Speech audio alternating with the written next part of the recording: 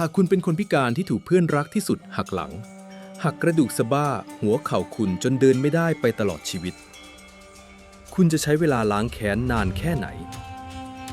สำหรับซุนปินเขาไม่ได้ใช้ดาบแทงศัตรูให้ตายในดาบเดียวแต่เขาใช้ความตายของทหารนับแสนและจิตวิทยาที่บดขยี้อีโก้เพื่อขุดหลุมฝังศพให้เพื่อนรักด้วยมือของมันเองโดย Timeless Epic ถอดรหัสมหากาพย์ EP 19 หลอมเว่ยช่วยเจ้ากลยุทธ์ลดเตาหุงข้าวและความตายของผางเจอเวียนท่านผู้ฟังครับหากเราลองหลับตาแล้วจินตนาการถึงความหนาวเหน็บของลมเหนือที่พัดโหมกระหน่ำในยามค่ำคืนสำหรับคนทั่วไปมันอาจเป็นเพียงแค่ฤดูกาลที่ต้องสวมเสื้อผ้าให้หนาขึ้น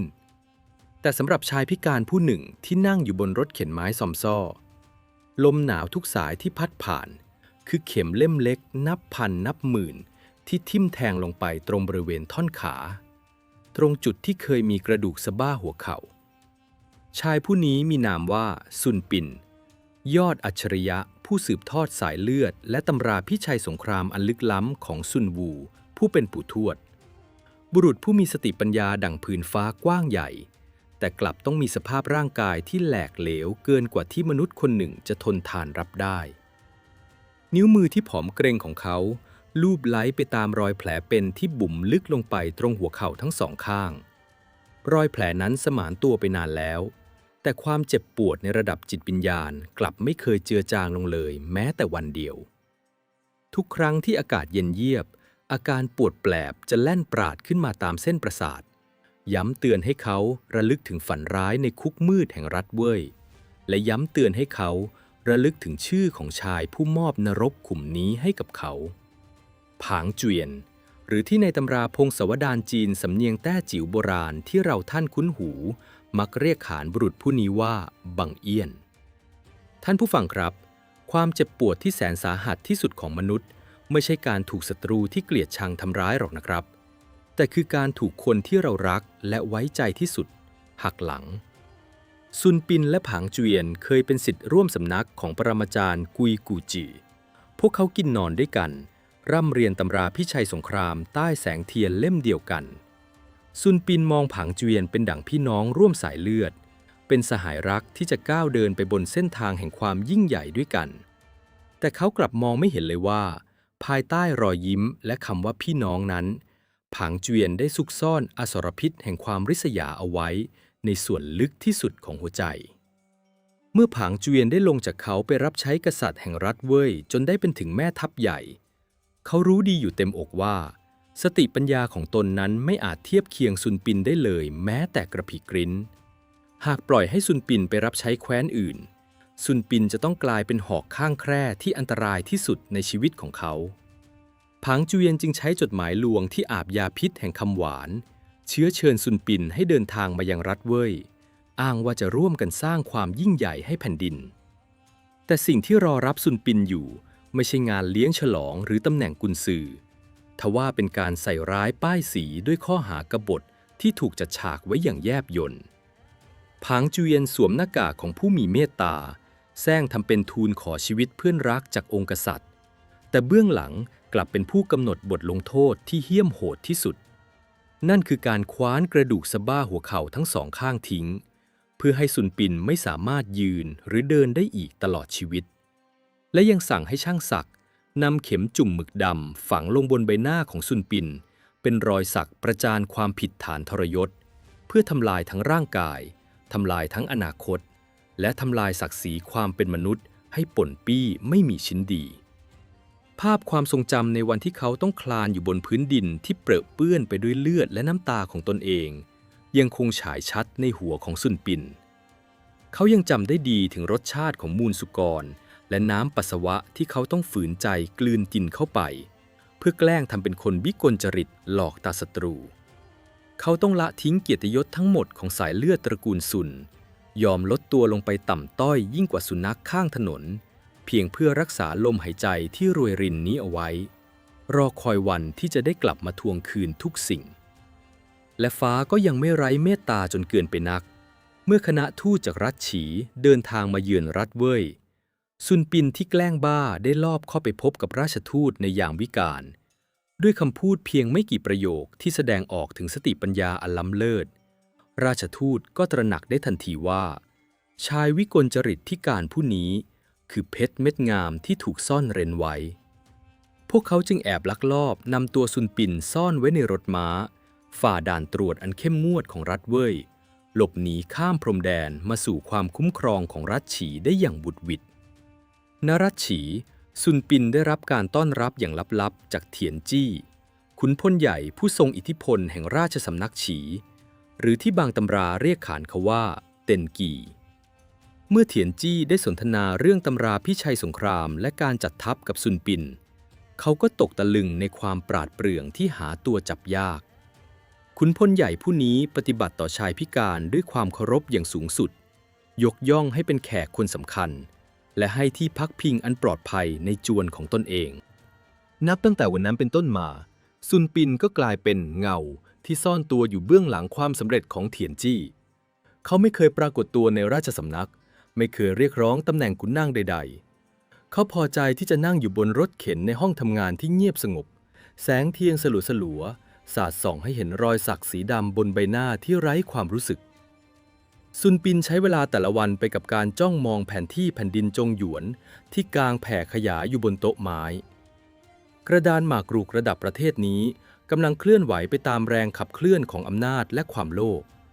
และแน่นอนครับว่าหมากตัวที่กำลังเดินหน้ากวาดล้างศัตรูอย่างดุดันที่สุดบนกระดานนี้ก็คือ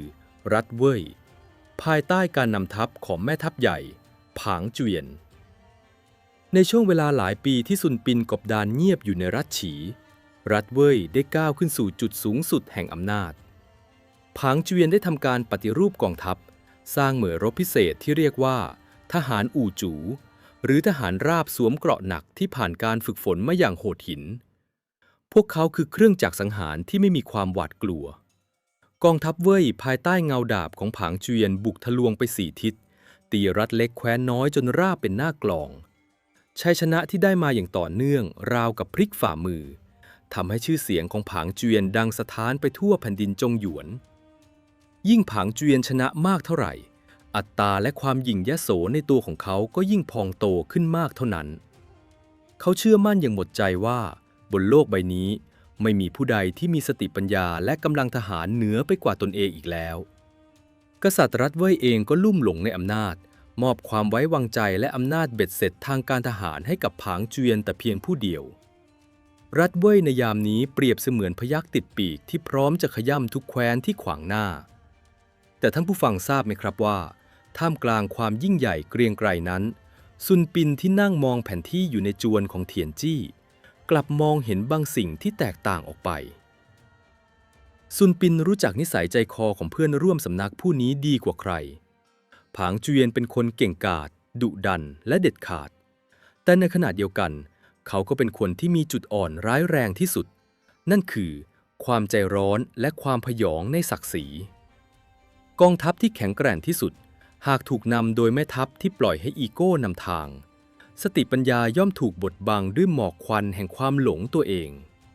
ซุนปินไม่เคยคิดจะรีบร้อนส่งมือสังหารไปลอบฆ่าหรือยุยงให้เถียนจี้ยกทัพไปปะทะกับรัฐเว่ยตรงๆเพราะเขารู้ดีว่าการทำเช่นนั้นไม่ต่างอะไรกับการเอาก้อนไข่ไปปาใส่หินผาการล้างแค้นของยอดกุนซือไม่ใช่การแลกหมัดให้เจ็บตัวทั้งสองฝ่ายแต่คือการเฝ้ารอให้ศัตรูเผยจุดตายออกมาด้วยความหลงระเริงของตัวเองจงปล่อยให้เขาบินให้สูงที่สุดซุนปินมักจะพึมพำกับตัวเองเบาๆขณะขยับหมากไม้บนกระดานเพราะยิ่งเขาบินสูงมากเท่าไหร่เวลาที่ตกลงมาร่างของเขาก็จะยิ่งแหลกเหลวไม่มีชิ้นดีมากเท่านั้นบรรยากาศในแผ่นดินจงหยวนเริ่มตึงเครียดขึ้นเรื่อยๆกลิ่นคาวเลือดและควันไฟลอยคลุ้งมาตามสายลมจากทางทิศตะวันตกรัฐเว่ยเริ่มไม่พอใจกับอาณาเขตที่ตนมีอยู่ความกระหายใคร่จะได้แผ่นดินเพิ่มทำให้สายตาของกษัตริย์เว่ยและผางเจวียนจับจ้องไปที่เหยื่อชิ้นโตที่อยู่ทางทิศเหนือนั่นคือรัฐเจ้าและในคืนที่พายุฝนก่อตัวดำทะมึนเหนือขอบฟ้า สายข่าวลับจากชายแดนก็ควบม้าฝ่าสายฝนเข้ามารายงานตัวที่จวนของเถียนจี้พร้อมกับข่าวกรองที่ทำให้กระดานหมากรุกที่หยุดนิ่งมานานต้องสั่นสะเทือนผางเจียนเคลื่อนทัพใหญ่แห่งรัฐเว่ยแล้วกองกำลังอู่จูนับแสนนายกำลังยาตราทัพมุ่งหน้าสู่แคว้นเจ้าเป้าหมายคือการบดขยี้เมืองหลวงหานตาลให้จมดินซุนปินรับฟังรายงานนั้นด้วยใบหน้าที่เรียบเฉยแววตาของเขาที่เคยมืดมิดบัดนี้กลับมีประกายไฟเล็กๆสว่างวาบขึ้นมามันไม่ใช่ไฟแห่งความหวาดกลัวแต่เป็นไฟแห่งความเยือกเย็นของพรานป่าที่เห็นเหยื่อตัวใหญ่กำลังเดินย่างกรายเข้ามาในกับดักที่เขาวางรอเอาไว้มานานนับปีในที่สุดวันที่เขาจะได้ตอบแทนความเจ็บปวดที่หัวเข่าและรอยสักบนใบหน้าก็กำลังจะมาถึงแล้ว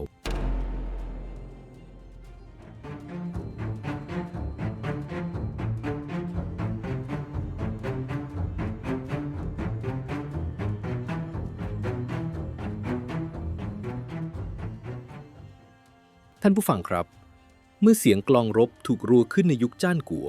มันไม่ใช่เพียงแค่สัญญาณของการต่อสู้แต่เป็นท่วงทำนองแห่งมัจจุราชที่กำลังจะกลืนกินชีวิตผู้คนนับแสนท้องฟ้าที่เคยสดใสเหนือแผ่นดินจงหยวนบัดนี้ถูกบดบังด้วยฝุ่นธุลีสีแดงฉาน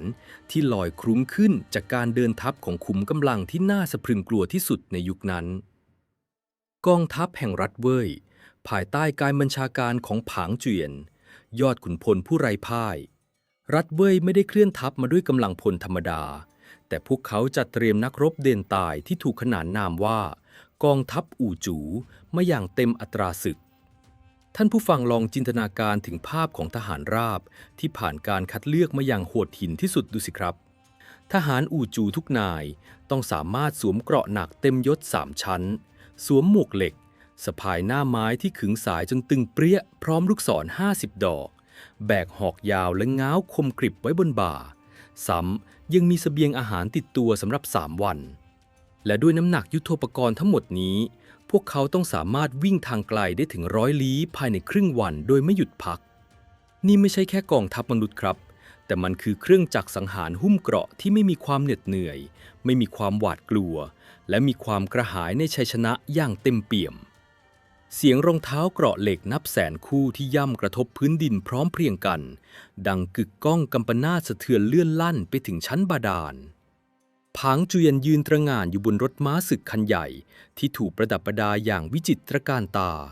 เขาสวมเกราะเกล็ดมังกรสะท้อนแสงตะวันแววตาของเขาจับจ้องไปเบื้องหน้าด้วยความพยองและทะเยอทะยานเป้าหมายของเขาในครั้งนี้ชัดเจนและเหี้ยมโหดยิ่งนักนั่นคือการลบชื่อรัฐเจ้าออกไปจากแผนที่แผ่นดินจีนตลอดกาลและเป้าหมายแรกของการบดขยี้ก็คือหานตาลนครหลวงอันมั่งคั่งและเป็นหัวใจสำคัญของรัฐเจ้าเมื่อกองทัพมฤตยูของรัฐเว่ยเดินทางมาถึงหน้ากำแพงเมืองหานตาลเมฆหมอกแห่งความตายก็เข้าปกคลุมทั่วทั้งนครหลวงทันทีผางเจียนไม่ได้ต้องการเพียงแค่ล้อมเมืองเพื่อเจรจาแต่เขาสั่งให้ระดมยิงเครื่องยิงหินขนาดมหึมาปล่อยก้อนศิลาน้ำหนักมหาศาลพุ่งทะยานเข้ากระแทกกำแพงเมืองอย่างบ้าคลั่งหาฝนลูกธนูติดไฟถูกระดมยิงข้ามเชิงเทินตกลงมาดั่งดาวตกสีเลือดเผาผลาญบ้านเรือนราษฎรจนกลายเป็นทะเลเพลิงเสียงกรีดร้องของชาวเมืองเสียงเด็กร้องไห้กระจองแงและเสียงสวดมนต์อ้อนวอนต่อสวรรค์ดังระงมผสมปนเปไปกับเสียงกำปนาตของอาวุธสงครามบนกำแพงเมืองที่เริ่มมีรอยร้าวทหารรัฐเจ้ายืนหยัดสู้ตายอย่างสุดกำลังเลือดของพวกเขาสาดกระเซ็นย้อมอิฐดินเผาจนกลายเป็นสีแดงคล้ำทว่ากำลังใจที่ห้าวหาญเพียงอย่างเดียวไม่อาจต้านทานแสนยานุภาพที่เหนือกว่าทุกประตูของทัพอู่จูได้เสบียงอาหารในเมืองเริ่มไร่หรอผู้คนเริ่มล้มตายจากความอดอยากและโรคระบาดที่ตามมากับสงครามภายในราชสำนักรัฐเจ้ากษัตริย์แห่งเจ้าประทับอยู่บนบัลลังก์ด้วยพระพักตร์ที่ซีดเผือดพระองค์ทรงสดับฟังเสียงรายงานความสูญเสียที่หลั่งไหลเข้ามาไม่ขาดสายราวกับสายน้ำแห่งความสิ้นหวังหากปล่อยให้สถานการณ์ดำเนินต่อไปเช่นนี้หานตาลคงต้านทานได้อีกไม่เกิน1 เดือนและเมื่อใดที่กำแพงเมืองพังทลาย ราชวงศ์ของพระองค์และชาวเมืองนับแสนจะต้องถูกชำระความด้วยคมดาบของผางเจียนอย่างแน่นอนเราต้องขอความช่วยเหลือสุรเสียงของกษัตริย์เจ้าสั่นสะท้านส่งม้าเร็วฝ่าวงล้อมออกไปยังรัชฉีไปบอกพวกเขาว่าหากหานตาลแตกรัชฉีก็ไม่อาจอยู่อย่างสงบสุขได้เร่งไปอ้อนวอนขอให้พวกเขาส่งกองทัพมาช่วยเราโดยเร็วที่สุดท่านผู้ฟังครับการตีฝ่าวงล้อมของกองทัพเว่ยที่ล้อมเมืองไว้อย่างแน่นหนาราวกับกำแพงเหล็กนั้นไม่ต่างอะไรกับการวิ่งเข้าหาความตายทูตม้าเร็วของรัชเจ้าหลายสิบนายถูกธนูยิงร่วงลงจากหลังม้าร่างถูกสับฟันจนแหลกเหลวแต่ด้วยความเสียสละอย่างถึงที่สุดในที่สุดก็มีม้าเร็วเพียงนายเดียวที่ร่างเต็มไปด้วยบาดแผลและคราบเลือดสามารถควบตะบึงฝ่าตะข่ายมรณะออกมาได้สำเร็จเขาทิ้งฝุ่นควันตลบไว้เบื้องหลังมุ่งหน้าสู่ทิศตะวันออกอย่างไม่คิดชีวิตมุ่งสู่เมืองหลวงของรัชฉีณพระราชวังเมืองหลินจือนครหลวงแห่งรัชฉีบรรยากาศเต็มไปด้วยความตึงเครียดอย่างหาที่สุดไม่ได้ฉีเว่ยหวังกษัตริย์แห่งรัชฉีผู้ทรงมีสายพระเนตรยาวไกลกำลังทอดพระเนตรมองราชทูตจากรัฐเจ้าที่คุกเข่าหมอบกราบอยู่เบื้องหน้าร่างกายของราชทูตผู้นั้นชุ่มโชกไปด้วยเลือดและเหงื่อเขาโขกศีรษะลงกับพื้นศิลาจนหน้าผากแตกเลือดสีสดไหลซึมลงบนพรมในท้องพระโรงขอเดชะองค์ราชันแห่งฉีราชทูตเจ้ากล่าวด้วยน้ำเสียงแหบพร่าและสั่นเครือบัดนี้ทัพเว่ยล้อมหานาตาลประดุจพยัคฆ์ร้ายล้อมลูกแกะราษฎรล้มตายเป็นใบไม้ร่วงหากท่านไม่ยื่นมือเข้าช่วยเหลือรัฐเจ้าคงถึงการล่มสลายในไม่ช้าและขอพระองค์ทรงตระหนักเถิดพะยะค่ะว่าริมฝีปากกับฟันนั้นพึ่งพากันหากริมฝีปากอย่างรัฐเจ้าต้องขาดหายไปฟันอย่างรัฐฉีย่อมต้องเผชิญกับลมหนาวที่บาดลึกถึงกระดูกกองทัพเว่ยจะใช้แผ่นดินเจ้าเป็นฐานทัพและเป้าหมายต่อไปของผางเจเวียนย่อมเป็นรัชฉีของพระองค์อย่างหลีกเลี่ยงไม่ได้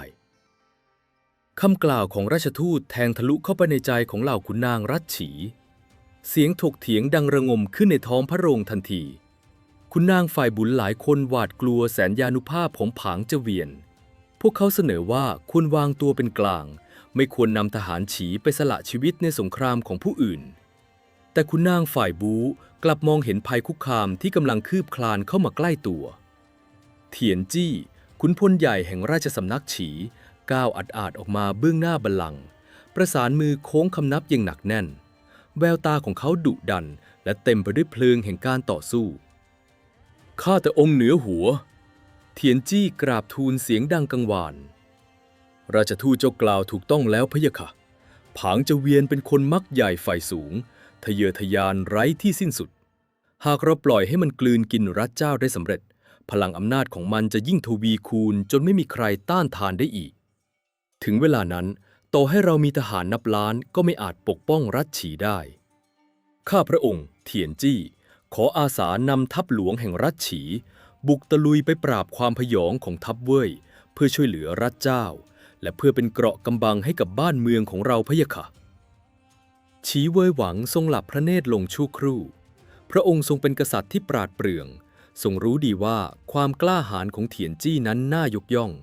แต่การทำสงครามกับอัจฉริยะอย่างผางเจเวียนลำพังเพียงความกล้าหาญและพละกำลังของทหารหารนั้นไม่เพียงพอผางเจเวียนมีเล่ห์เหลี่ยมแพรวๆมีกลศึกที่ซับซ้อนยากจะอย่างถึงหากส่งเถียนจี้ไปปะทะตรงๆอาจตกเป็นเหยื่อกลลวงของอีกฝ่ายได้ง่ายๆรัชฉีต้องการผู้ที่มีสติปัญญาลึกล้ำยิ่งกว่า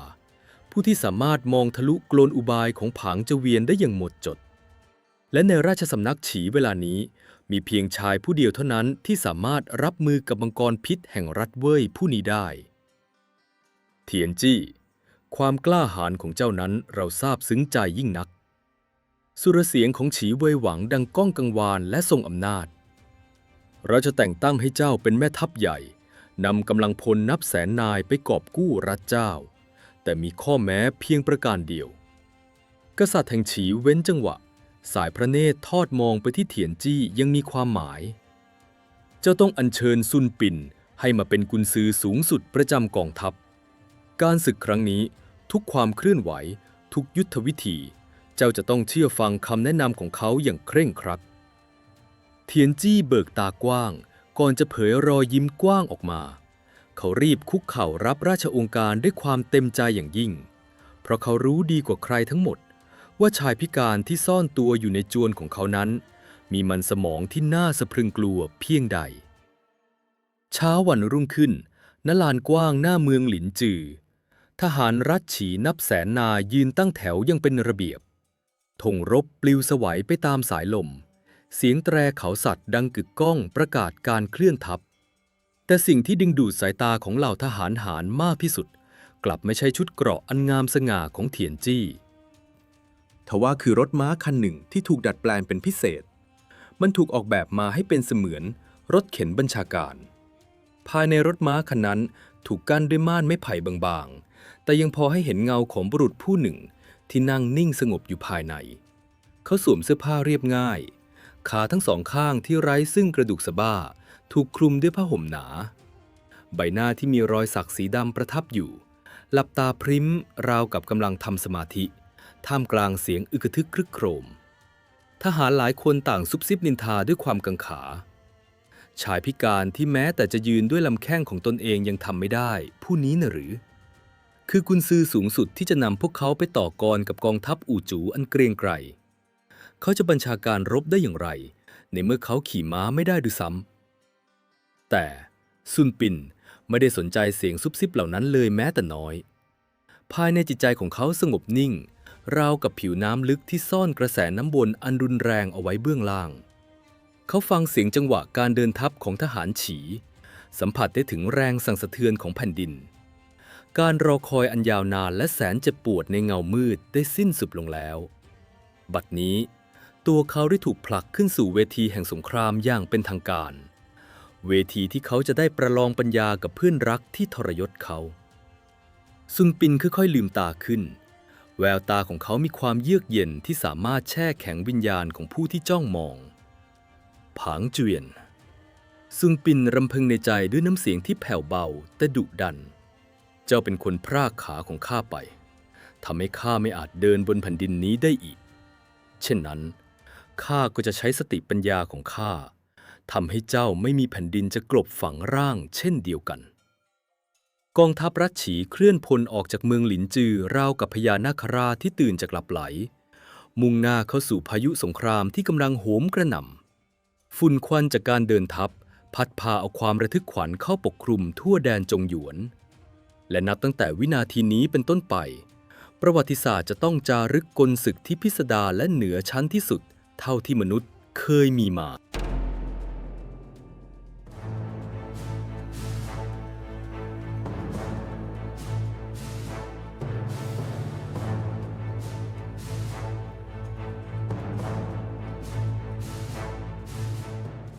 ท่านผู้ฟังครับ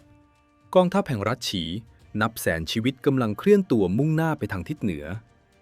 ฝุ่นดินสีเหลืองทองถูกตีคลุ้งขึ้นสู่ท้องฟ้าบดบังแสงตะวันเสียงเกือกม้าและรองเท้าเกราะย่ำลงบนพื้นดินดังกึกก้องประดุจจังหวะหัวใจของแผ่นดินที่กำลังเต้นระรัวเถียนจี้ขุนพลใหญ่แห่งรัชฉีควบม้านำหน้าขบวนด้วยความร้อนใจเขามองไปที่ขอบฟ้าเบื้องหน้าจินตนาการถึงเปลวเพลิงที่กำลังเผาผลาญเมืองหานตานในฐานะนักรบผู้กล้าหาญเถียนจี้เชื่อมั่นในความรวดเร็วและพละกำลังเขาต้องการพากองทัพฉีพุ่งตรงไปยังหานตานให้เร็วที่สุดเพื่อตีฝ่าวงล้อมและสับสังหารทหารเว่ยให้แตกพ่ายกระเจิง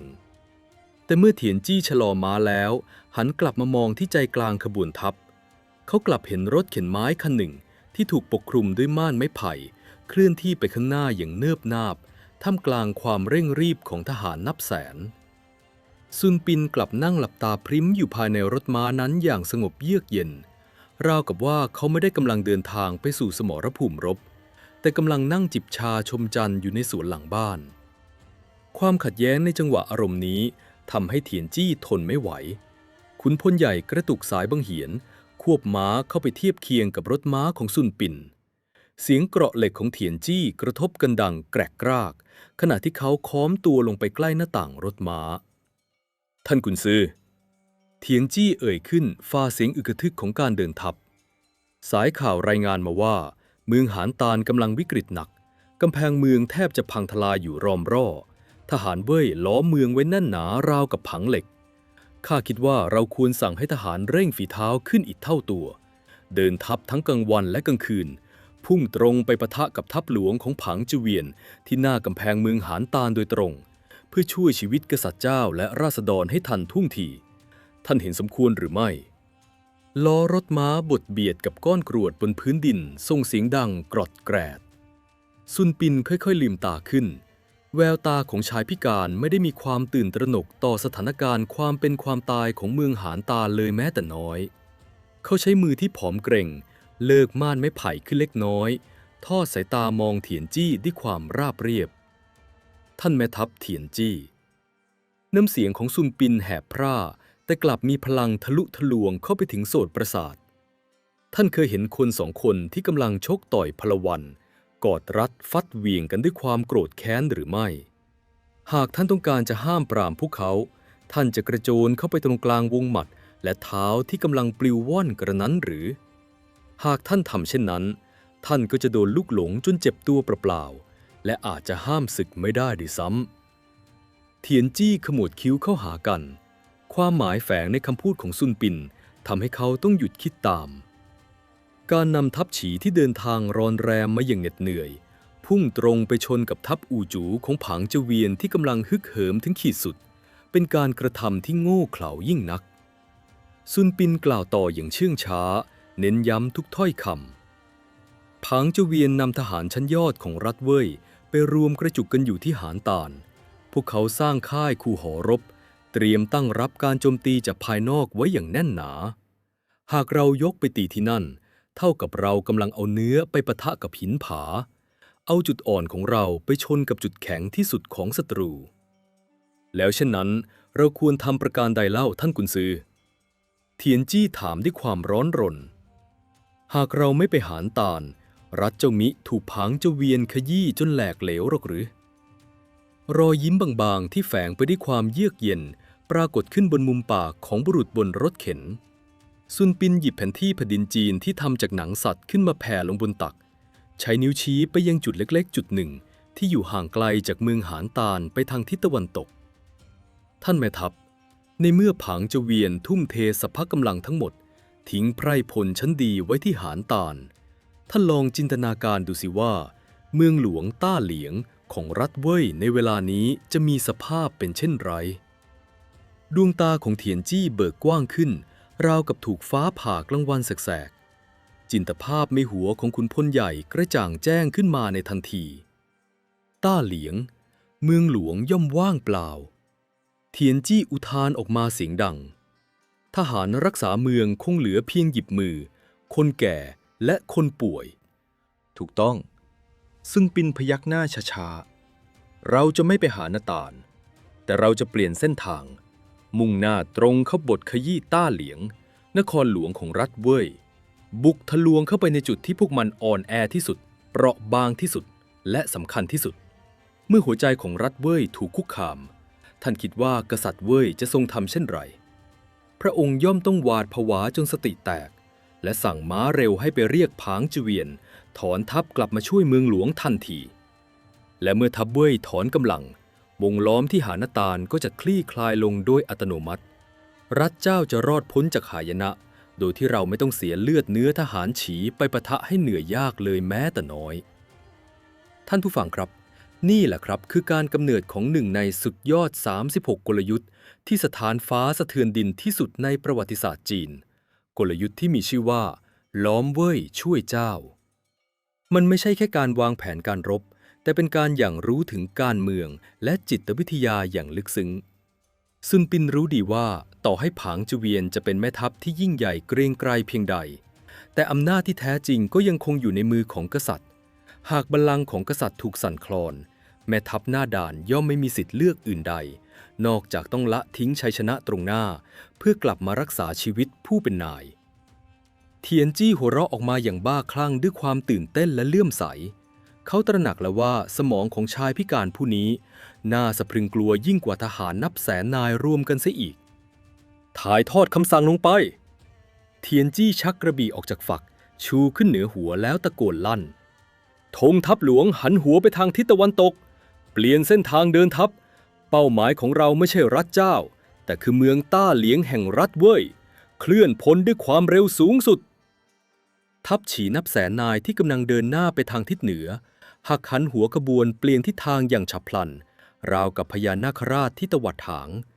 พวกเขาทิ้งเส้นทางสู่หานตาลไว้เบื้องหลังแล้วพุ่งทะยานเข้าสู่ใจกลางดินแดนของรัฐเว่ยประดุจลิ่มเหล็กที่ตอกอัดเข้าไปในหน้าอกที่ไร้เกราะป้องกันข่าวการเปลี่ยนทิศทางของกองทัพฉีแพร่สะพัดไปเร็วกว่าไฟลามทุ่ง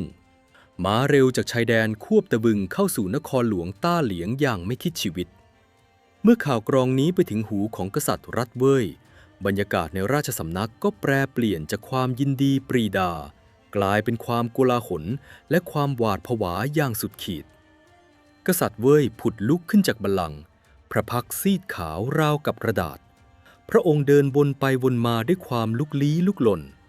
ทหารองครักษ์ในเมืองหลวงมีจำนวนน้อยนิดเกินกว่าจะต้านทานทัพฉีที่แข็งแกร่งและสดใหม่ได้หากปล่อยให้ทัพฉีบุกมาถึงหน้ากำแพงเมืองต้าเหลียงจะต้องถูกเหยียบย่ำจนพินาศและพระองค์เองก็อาจจะต้องตกเป็นเฉลยของรัฐฉีม้าเร็วส่งม้าเร็วออกไปเดี๋ยวนี้สุรเสียงของกษัตริย์เว่ยสั่นเครือเต็มไปด้วยความตื่นตระหนกส่งไป10 สาย20 สายควบม้าให้ตายไปเลยก็ยอมไปแจ้งแม่ทัพผางจุเวียนที่หานตาลบอกมันว่าข้าสั่งให้มันทิ้งหานตาลทิ้งรัฐเจ้าทิ้งทุกอย่างแล้วเร่งยกทัพทั้งหมดกลับมาช่วยข้าที่ต้าเหลียนเดี๋ยวนี้หากต้าเหลียนแตกข้าจะสับมันเป็นหมื่นชิ้นในขณะเดียวกันตักภาพกลับไปที่แนวหน้าสมรภูมิเมืองหานตาลครับท่านผู้ฟังผางจุเวียนสวมเกราะเหล็กเปื้อนเลือดยืนตระหง่านอยู่บนรถม้าศึก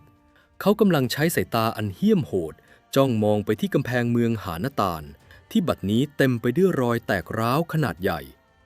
ประตูเมืองกำลังจะพังทลายทหารรัฐเจ้าบนเชิงเทินร่วงหล่นลงมาตายเป็นเบื่อกลิ่นของชัยชนะที่หอมหวานกำลังลอยเตะจมูกของยอดขุนพลผางจุเวียนกำลังจะสร้างเกียรติประวัติที่ยิ่งใหญ่ที่สุดการบดขยี้รัฐเจ้าจะทำให้เขาถูกจารึกชื่อในฐานะผู้ไร้พ่ายตลอดกาลเขาเตรียมที่จะออกคำสั่งบุกทะลวงขั้นเด็ดขาดในเช้าวันพรุ่งนี้แต่แล้ว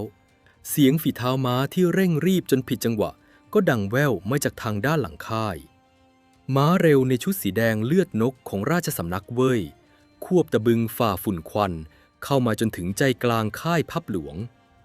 ราชทูตกระโดดลงจากหลังม้าที่ล้มพับลงไปนอนหอบหายใจรวยรินชายผู้นั้นวิ่งกระหืดกระหอบสุดตัวลงคุกเข่าเบื้องหน้ารถม้าศึกของผางจุเวียนพร้อมกับชูม้วนคำสั่งที่ประทับตราหยกสีเลือดขององค์กษัตริย์รายงานท่านแม่ทัพใหญ่เสียงของราชทูตแหบพร่าและเต็มไปด้วยความหวาดกลัวบัดนี้กองทัพฉีนำโดยเถียนจี้ไม่ได้เดินทางมาช่วยหานตาลแต่พวกมันกำลังยกทัพเรือนแสนพุ่งตรงไปที่เมืองต้าเหลียงนครหลวงกำลังตกอยู่ในอันตรายสูงสุดองค์เหนือหัวมีพระราชโองการสายฟ้าแลบสั่งให้ท่านแม่ทัพยุติการโจมตีหานตาลโดยทันทีและให้นำกำลังพลทั้งหมดถอยทัพกลับไปกู้ภัยเมืองหลวงเดี๋ยวนี้พะยะค่ะเหมือนฟ้าผ่าเปรี้ยงลงมากลางสมองของผางจุเวียนดวงตาของยอดขุนพลเบิกกว้างจนแทบถลนออกจากเบ้าขากรรไกรของเขาขบเข้าหากันแน่นจนได้ยินเสียงฟันกรามกระทบกันผางจุเวียนกระชากม้วนคำสั่งมาจากมือราชทูตกว่าสายตาอ่านข้อความสั้นๆแต่หนักอึ้งราวกับภูเขาไท่ซานกดทับลงบนบ่าเขาเงยหน้าขึ้นมองกำแพงเมืองหานตาลที่อยู่ห่างออกไปเพียงแค่เอื้อมมืออีกแค่วันเดียวอีกเพียงแค่ลมหายใจเดียวเท่านั้นเมืองทั้งเมืองแผ่นดินทั้งแผ่นดินกำลังจะตกเป็นของเขาอยู่แล้วเถียนจี้ไอ้ขุนพลไร้สมองผางจุเวียนสะบดออกมาด้วยความเครียดแค้นจนแทบกระอักเลือดมันคิดแผนการที่สกปรกและขี้ขลาดเช่นนี้ได้อย่างไรมันกล้าเอาชีวิตขององค์เหนือหัวมาเป็นตัวประกันเพื่อบีบฆ่ากระนั้นหรือความโกรธแค้นและเจ็บใจพุ่งพล่านไปทั่วทุกอนูในร่างกายของผางจุเวียนเขาอยากจะขัดคำสั่ง อยากจะสั่งบุกหานตาลให้รู้แล้วรู้รอดแต่ในโลกแห่งความเป็นจริงเขาไม่อาจทำเช่นนั้นได้หากเขาฝ่าฝืนคำสั่งแล้วต้าเหลียงแตกกษัตริย์ถูกจับตัวต่อให้เขายึดแผ่นดินรัฐเจ้าได้ทั้งหมดเขาก็จะกลายเป็นเพียงขุนพลกบฏที่ไร้แผ่นดินให้อาศัยและทหารเว่ยที่ติดตามเข้ามาก็จะสูญเสียครอบครัวที่อยู่เบื้องหลังในเมืองหลวงไปจนหมดสิ้นสั่งตีของถอนทัพเสียงตะโกนสั่งการของผางเจเวียนดังก้องไปทั่วค่ายทหารแต่มันเป็นเสียงที่เต็มไปด้วยความขมขื่นและเจ็บปวดยังแสนสาหัสทหารเว่ยที่กำลังฮึกเหิมเตรียมพร้อมจะบุกเมืองในวันรุ่งขึ้นต้องชะงักหนันพวกเขามองหน้ากันด้วยความมุนมงและผิดหวังกองทัพที่กำลังจะได้รับชัยชนะบัดนี้ถูกบังคับให้ต้องหันหลังกลับทิ้งความอุตสาหะที่ล้อมเมืองมาแรมเดือนไปอย่างสูญเปล่าชาวเมืองหานตาลและกษัตริย์แห่งรัฐเจ้าที่ยืนอยู่บนกำแพงเมืองมองดูกองทัพเว่ยที่ค่อยๆเก็บเต็นท์และถอยทัพจากไปราวกับปาฏิหาริย์พวกเขาสวมกอดกันร้องไห้ด้วยความยินดีที่รอดพ้นจากความตายมาได้อย่างบุดหวิดรัฐเจ้าได้รับการช่วยเหลือโดยที่ทหารฉีไม่ได้มาเหยียบที่หานตาลเลยแม้แต่คนเดียวแต่ท่านผู้ฟังครับสำหรับผางเจเวียนนรกเพิ่งจะเริ่มต้นขึ้นเท่านั้นการถอนทัพอย่างกระทันหันทำให้ขวัญกำลังใจของกองทัพเว่ยตกต่ำลงอย่างถึงขีดสุดทหารที่เหนื่อยล้าจากการกรำศึกมาอย่างยาวนานบัดนี้ต้องถูกบังคับให้เดินทัพทางไกลด้วยความเร็วสูงสุดแบบหามรุ่งหามค่ำเพื่อกลับไปช่วยเมืองหลวงอาวุธที่เคยเบาหวิวกลับหนักอึ้งชุดเกราะที่เคยสง่างามกลับกลายเป็นภาระที่บั่นทอนเรี่ยวแรงและสิ่งที่ผางเจเวียนยังไม่รู้ก็คือกองทัพฉีของเถียนจี้ไม่ได้มีความคิดที่จะบุกไปตีนครหลวงต้าเหลียงเลยแม้แต่น้อยพวกเขาเป็นเพียงเหยื่อล่อชิ้นโตที่ถูกโยนลงไปในสระน้ำเพื่อกระชากให้มังกรอย่างผางเจเวียนต้องว่ายน้ำตามมาอย่างหอบเหนื่อยในมุมมืดของกระดานหมากรุก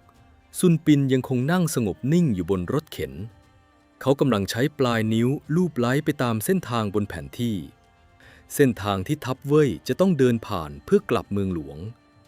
และเขาก็ได้เลือกสุสานแห่งแรกเอาไว้ต้อนรับเพื่อนรักของเขาเรียบร้อยแล้วสถานที่แห่งนั้นมีชื่อว่ากุ้ยหลิง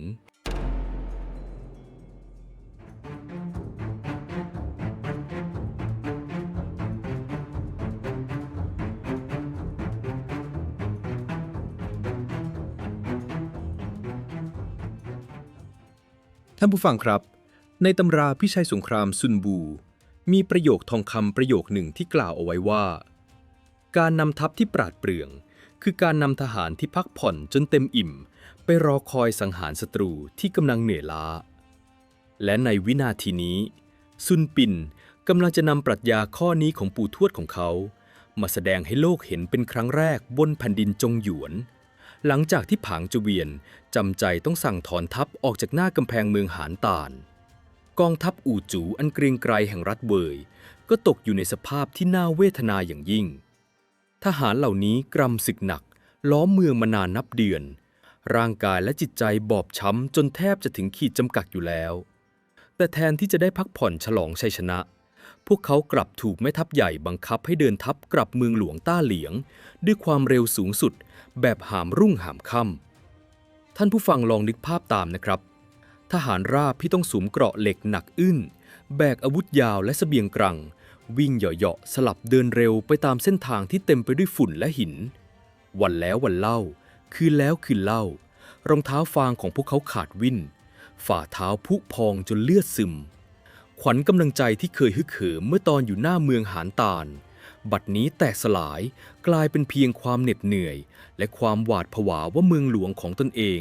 จะถูกข้าศึกตีแตกไปแล้วหรือไม่ผางเจเวียนเองก็ร้อนรนจนหน้ามืดตามัวเขาควบม้าไปมา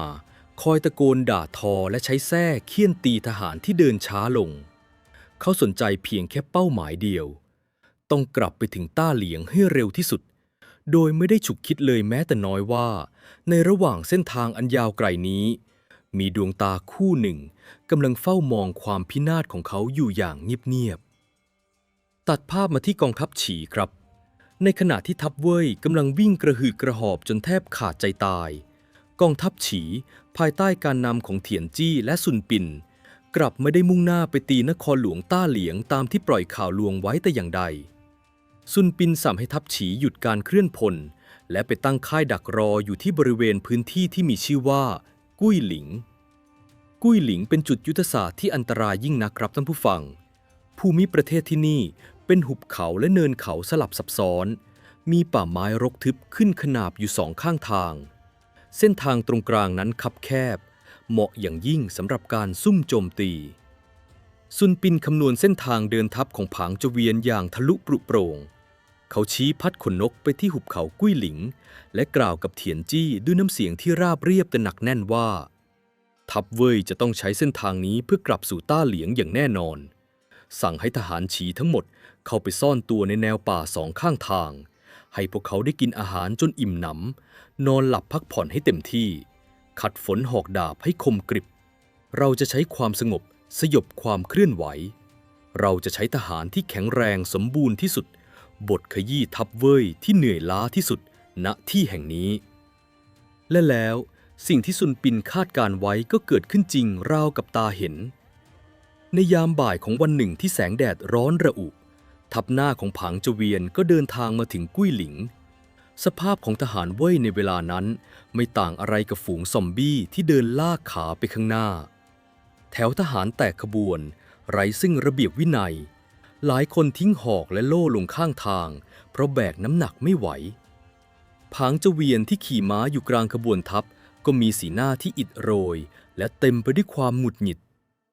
ทันใดนั้นเอง ขณะที่ทัพเว่ยกำลังเดินเรียงเดี่ยวเข้าไปในหุบเขาที่คับแคบ เสียงกลองรบของรัชฉีก็ดังสนั่นกึกก้องกำปนาททะลุชั้นเมฆ ข้ามอนเสียงโห่ร้องของทหารฉีนับแสนนายที่ดักซุ่มรอคอยมาหลายวัน ดังก้องสะท้อนไปทั่วขุนเขา ประดุจเสียงคำรามของพญามัจจุราช ทหารฉีพุ่งกระโจนออกจากแนวป่าทั้งสองข้างทาง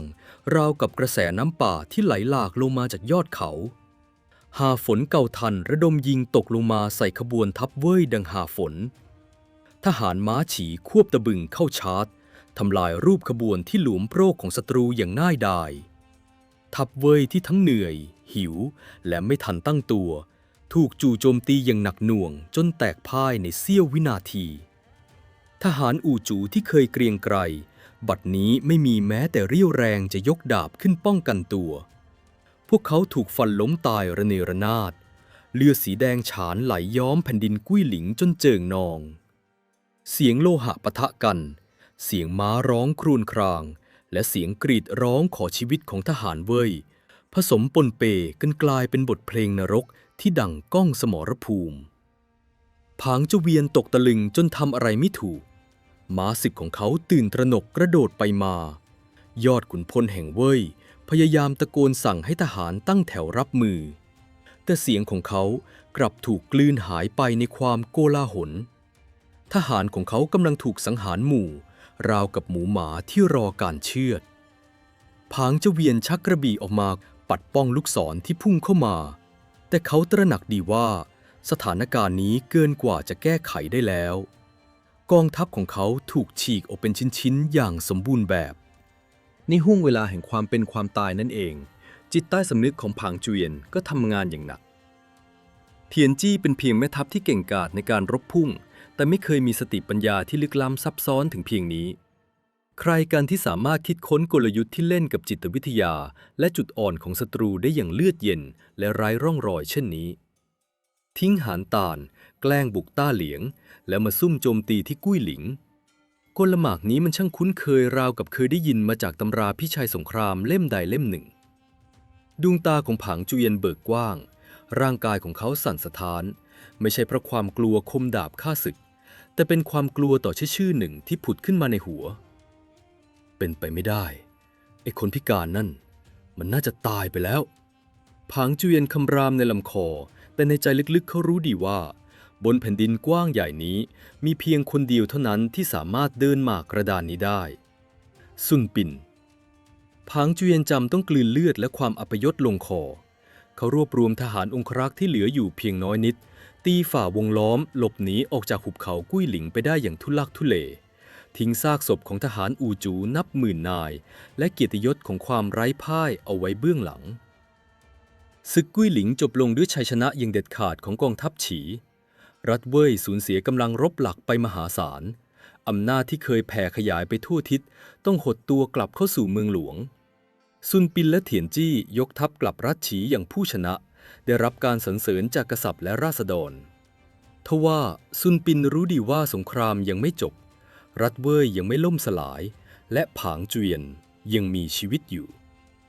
ท่านผู้ฟังครับรอยแผลจากดาบอาจจะใช้เวลาไม่กี่เดือนในการสมานแต่รอยแผลแห่งความอัปยศที่ถูกฝากไว้ในใจของคนที่มีอีโก้สูงเทียมฟ้าอย่างผางเจวียนนั้นมันต้องใช้เวลาชำระล้างด้วยเลือดเท่านั้นการเวลาล่วงเลยผ่านไปถึง10 ปีเต็ม10 ปีที่แผ่นดินจงหยวนดูเหมือนจะสงบสุขแต่ภายใต้ผิวน้ำที่นิ่งสงบนั้นรัฐเว่ยกำลังเลียแผลและซ่องสุมกำลังพลอย่างบ้าคลั่งตลอด10 ปีที่ผ่านมาผางเจวียนไม่ได้หลับตานอนอย่างเป็นสุขเลยแม้แต่คืนเดียวภาพความพ่ายแพ้ที่กุ้ยหลิงและใบหน้าที่มีรอยสักของซุนปินตามหลอกหลอนเขาในทุกห้วงความคิดความริษยาและความแค้นในอดีตบัดนี้ได้หล่อหลอมรวมกับความเจ็บปวดจากความพ่ายแพ้กลายเป็นเปลวเพลิงที่เผาผลาญจิตวิญญาณของยอดขุนพลผางเจวียนทุ่มเทเวลาทั้งหมดไปกับการฝึกปรือทหารอู่จูรุ่นใหม่ให้เหี้ยมโหดและแข็งแกร่งยิ่งกว่าเดิมเขาสะสมเสบียงอาหารผลิตอาวุธยุทโธปกรณ์ใหม่ๆเขารอคอยเพียงอย่างเดียวรอคอยวันที่รัฐเว่ยจะกลับมาผงาดและรอคอยที่จะได้เด็ดหัวชายพิการบนรถเข็นด้วยมือของเขาเองและแล้วกงล้อแห่งประวัติศาสตร์ก็หมุนวนกลับมาทับรอยเดิมอีกครั้งเมื่อกษัตริย์เว่ยทรงเห็นว่ากองทัพแข็งแกร่งพร้อมรบแล้วความมักใหญ่ไฟสูงก็ปะทุขึ้นอีกคราวนี้เป้าหมายของรัฐเว่ยไม่ได้มุ่งไปทางเหนือแต่เบนเข็มทิศลงมาทางใต้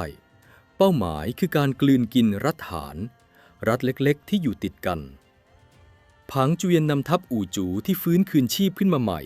บุกข้ามพรมแดนเข้าสู่รัฐฐานด้วยความดุดันและกระหายเลือดราวกับพยัคฆ์ที่อดอยากมานานนับ10 ปีกองทัพเว่ยบดขยี้แนวป้องกันของรัฐฐานอย่างราบคาบหัวมืนต่างๆแตกพ่ายเรียงตัวกันเป็นหน้ากระดานรัฐฐานที่กำลังเข้าตาจนไม่มีทางเลือกอื่นใดนอกจากใช้แผนเดิมที่รัฐเจ้าเคยใช้พวกเขาส่งราชทูตเร่งรุดฝ่าความตายไปขอความช่วยเหลือจากรัฐฉีณราชสำนักรัฐฉีเว่ยหวังทรงทราบข่าวการรุกรานของเว่ยพระองค์ทรงตระหนักดีว่าหากปล่อยให้เว่ยยึดรัฐฐานได้สำเร็จพลังอำนาจของผางเจวียนจะกลับมายิ่งใหญ่จนไม่อาจหยุดยั้งได้อีกพระองค์จึงมีรับสั่งทันทีเรียกตัวเถียนจี้และอัญเชิญกุนซือซุนปินศึกครั้งนี้รัฐฉีจะต้องส่งทัพหลวงไปช่วยรัฐฐานและหยุดยั้งความทะเยอทะยานของเว่ยให้จงได้ณโจรของเถียนจี้ซุนปินยังคงนั่งอยู่บนรถเข็นไม้คันเดิมในห้องทำงานที่เงียบสงบแสงเทียนสลัวสาดกระทบรอยสักสีดำบนใบหน้าที่เริ่มมีริ้วรอยแห่งวัยแต่แววตาของเขากลับลึกล้ำและคมกริบยิ่งกว่าเมื่อ10 ปีก่อนเมื่อเถียนจี้นำพระราชโองการมาแจ้งให้ทราบซุนปินไม่ได้มีท่าทีตื่นเต้นหรือหวาดกลัวเขาเพียงแค่ค่อยๆคลี่แผนที่แผ่นดินจงหยวนออกนิ้วมือที่ผอมแห้งลูบไหลไปตามเส้นทางจากรัฐเว่ยสู่รัฐฐานรอยยิ้มเย็นเยียบปรากฏขึ้นบนมุมปากของบุรุษผู้ไม่มีกระดูกสะบ้าหัวเข่า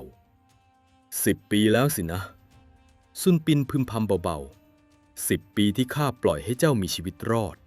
เพื่อขุนเลี้ยงความพยองในใจของเจ้าให้เติบโตจนถึงขีดสุดผางเจวียนเอ๋ยครั้งนี้แหละข้าจะขุดหลุมฝังศพให้เจ้าด้วยมือของเจ้าเองกระดานหมากรุกที่ถูกพักไว้มานานถึง10 ปีได้ถูกปัดฝุ่นและนำมาตั้งกลางสมรภูมิอีกครั้งแต่คราวนี้มันจะเป็นกระดานหมากสังหารที่ไม่มีการเปิดโอกาสให้ศัตรูได้รอดชีวิตกลับไป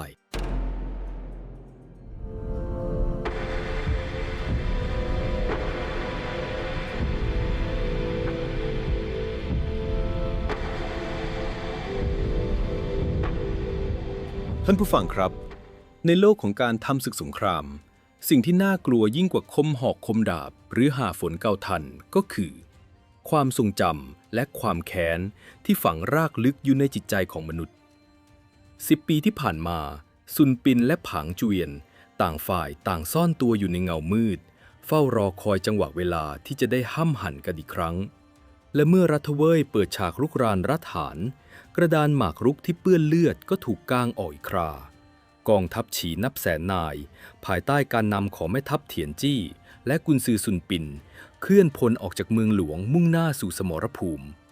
แต่คราวนี้ซุนปินกลับออกคำสั่งที่ทำให้เถียนจี้และเหล่าขุนนางรัชฉีต้องตกตะลึง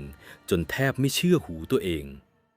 ซุนปินไม่ได้สั่งให้กองทัพมุ่งหน้าไปช่วยรัฐฐานที่กำลังถูกตีจนแตกพ่ายแต่เขาสั่งให้ทัพฉีเปลี่ยนทิศทางมุ่งหน้าไปตีเมืองต้าเหลียงนครหลวงของรัฐเว่ยใช่แล้วครับท่านผู้ฟังซุนปินกำลังใช้แผน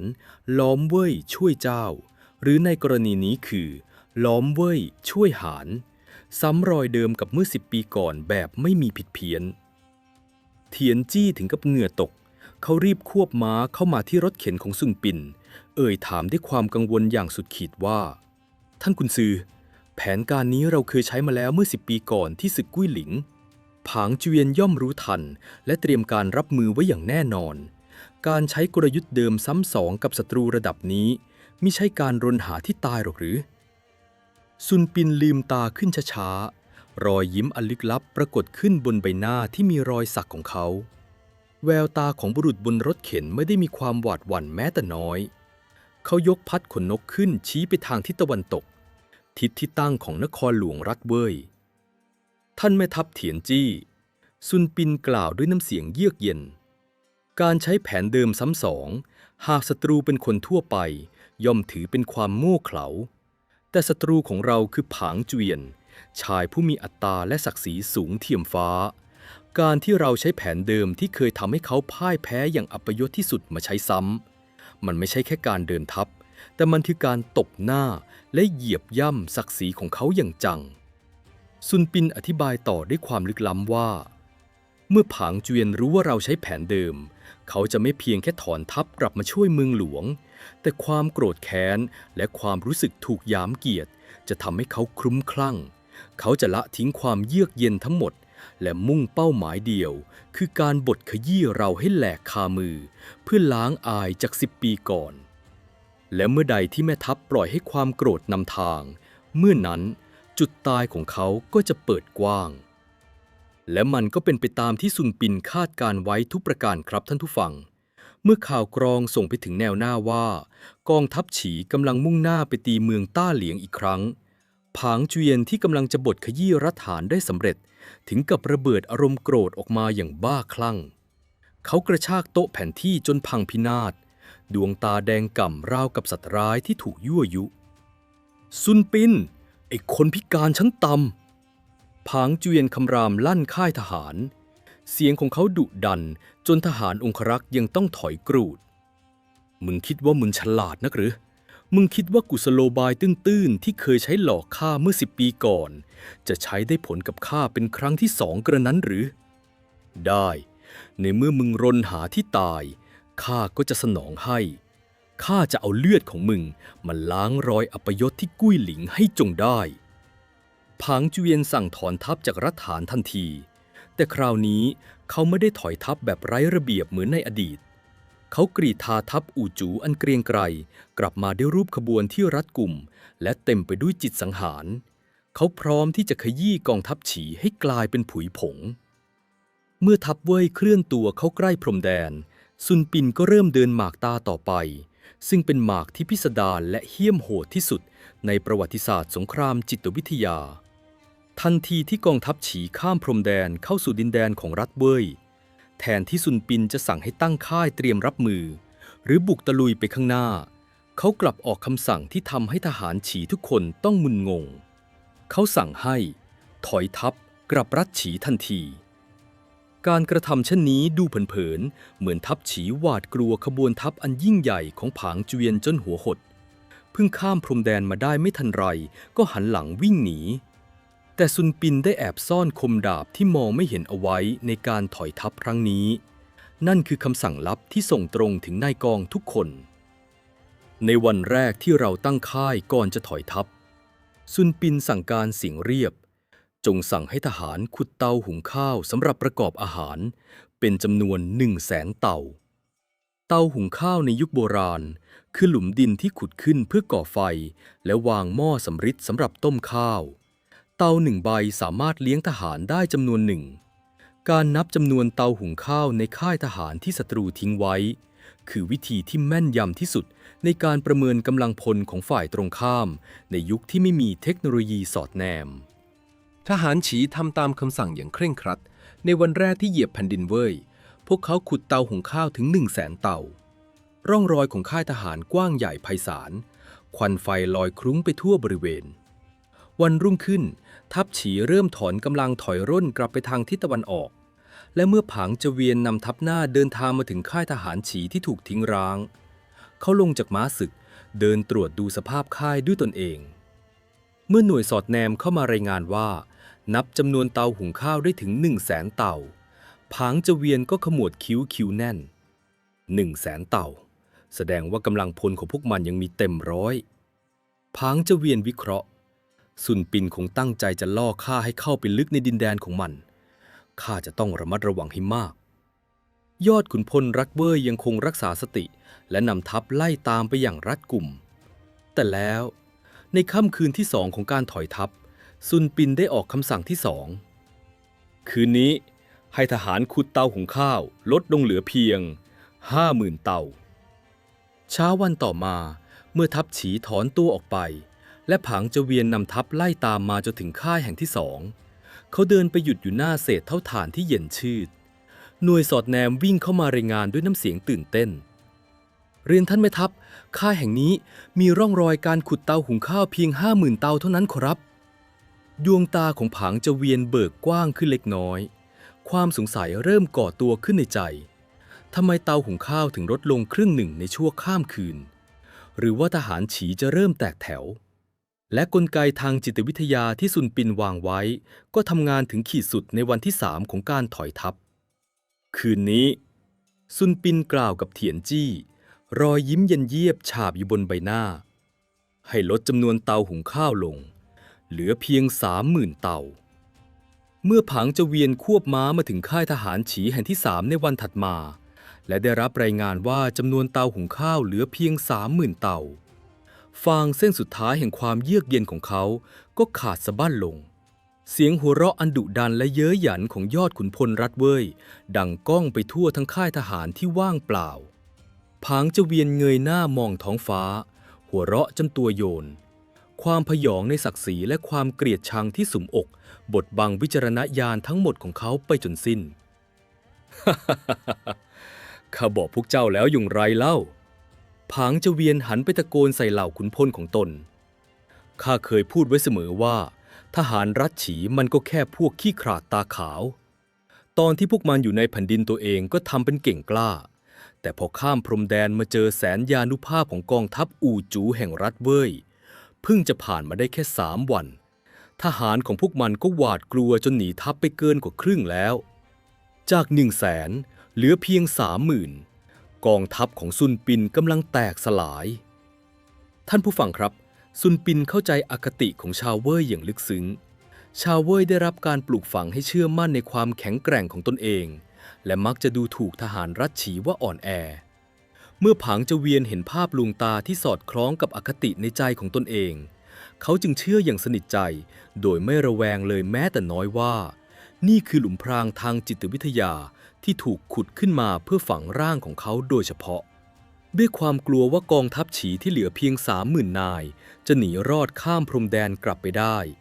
ผางเจเวียนจึงตัดสินใจทำในสิ่งที่แม่ทัพผู้ผ่านศึกมานับไม่ถ้วนไม่ควรทำอย่างยิ่งเขาตัดสินใจทิ้งกองทัพหลักของตนเองเราจะปล่อยให้พวกมันหนีรอดไปไม่ได้แม้แต่คนเดียวผางเจเวียนสั่งการด้วยดวงตาที่แดงก่ำไปด้วยความกระหายเลือดทหารราบอาวุธหนักและขบวนเสบียงทั้งหมดจงค่อยๆเดินทัพตามมาส่วนทหารม้าและพลเดินเท้าที่เคลื่อนที่เร็วที่สุดจงตามข้ามาเราจะทิ้งน้ำหนักทั้งหมดควบม้าไล่ล่าพวกมันทั้งกลางวันและกลางคืน ข้าจะไปเด็ดหัวไอ้คนพิการซุนปินก่อนที่มันจะหนีข้ามชายแดนไปได้ม้าศึกนับหมื่นตัวถูกเฆี่ยนตีให้ควบทะยานไปข้างหน้าอย่างบ้าคลั่งทหารเว่ยหน่วยกล้าตายละทิ้งเกราะหนักและเสบียงกรังพุ่งทะยานไปเบื้องหน้าตามคำสั่งของแม่ทัพผู้สูญเสียความเยือกเย็นฝุ่นควันตลบอบอวนบดบังแสงตะวันผางจเวียนกำลังนำกำลังพลที่เหนื่อยล้าจากการเร่งรุดวิ่งตามภาพลวงตาที่ซุนปินวาดไว้ในอากาศในขณะเดียวกันที่เบื้องหน้าอันไกลโพ้นซุนปินนั่งสงบนิ่งอยู่บนรถเข็นของเขาคำนวณความเร็วของทหารม้าเว่ยที่ปราศจากเสบียงและทหารราบหนักเวลาและสถานที่ถูกกำหนดไว้แล้วอย่างแม่นยำราวกับเทพยดาจับวางเส้นทางข้างหน้าคือหุบเขาที่คับแคบและมืดมิดที่สุดหุบเขาที่แสงตะวันไม่อาจสาดส่องลงไปถึงก้นเหวสถานที่แห่งนั้นมีนามว่าหม่าหลิง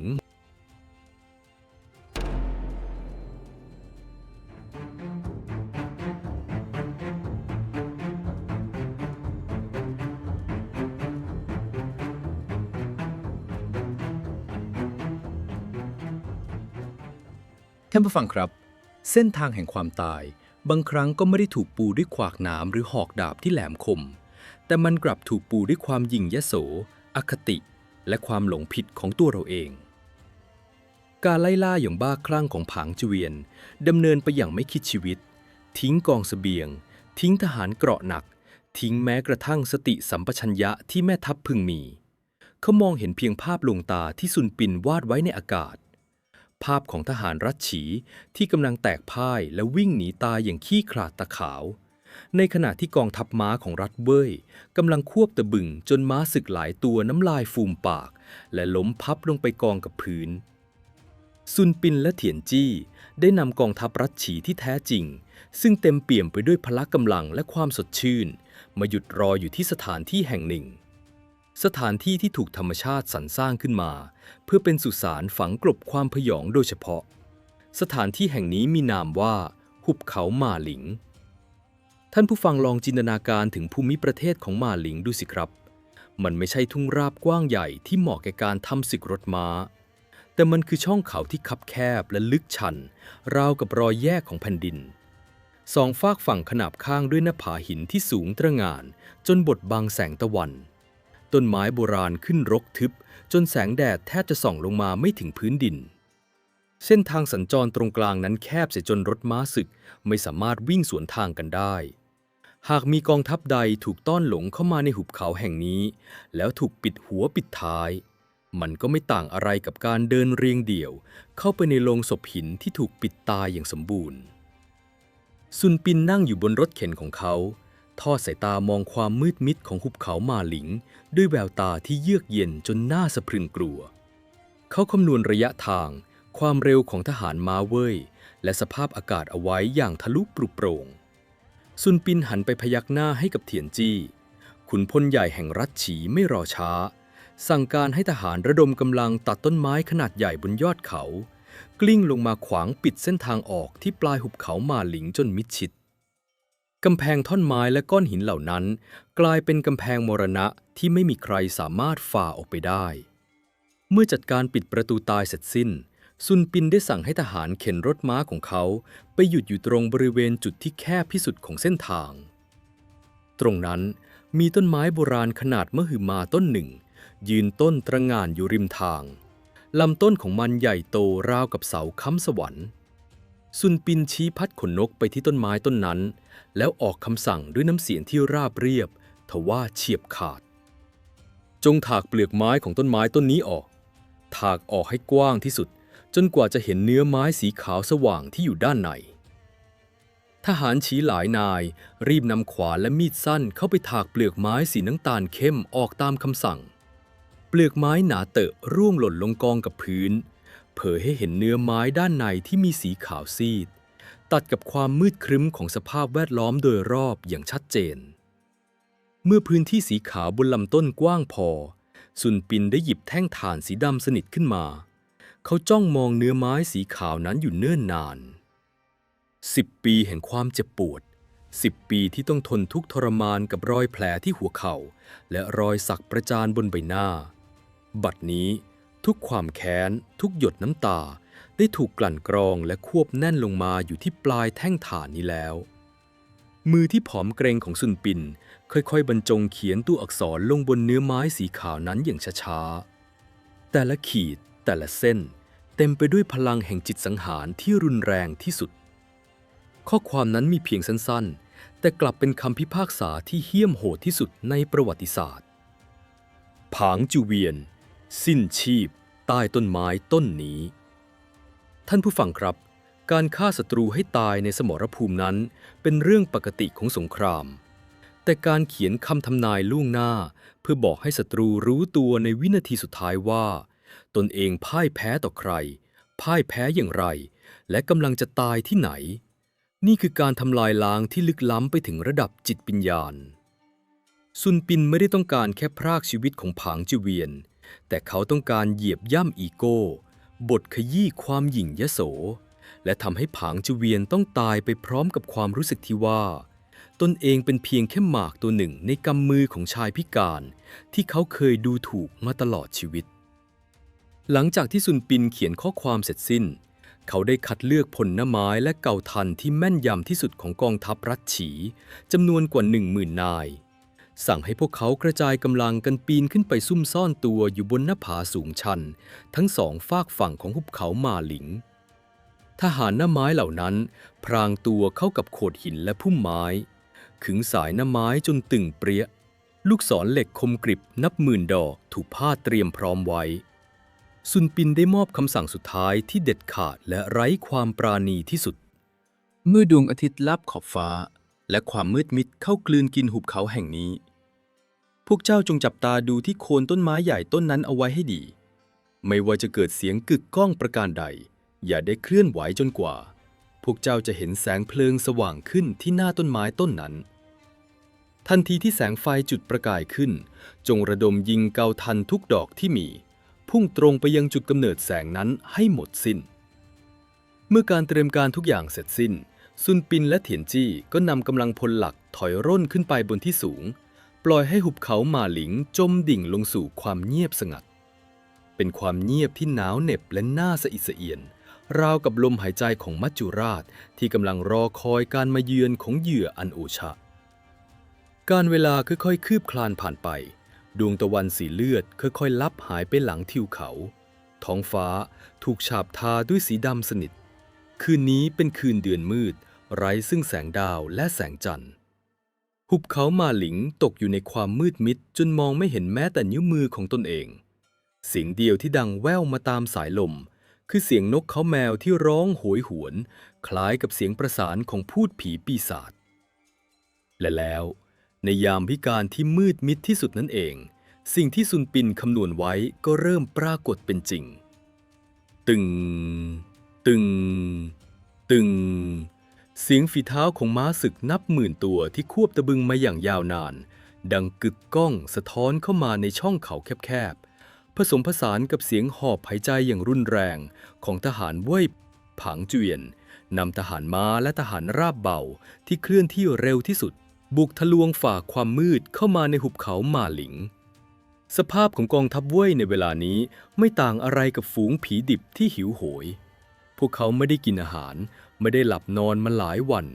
ร่างกายอ่อนล้าทั้งขีดสุด โล่และดาบในมือหนักอึ้งราวกับภูเขา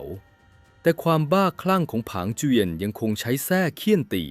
บังคับให้ทุกคนเดินหน้าต่อไปไม่หยุดพัก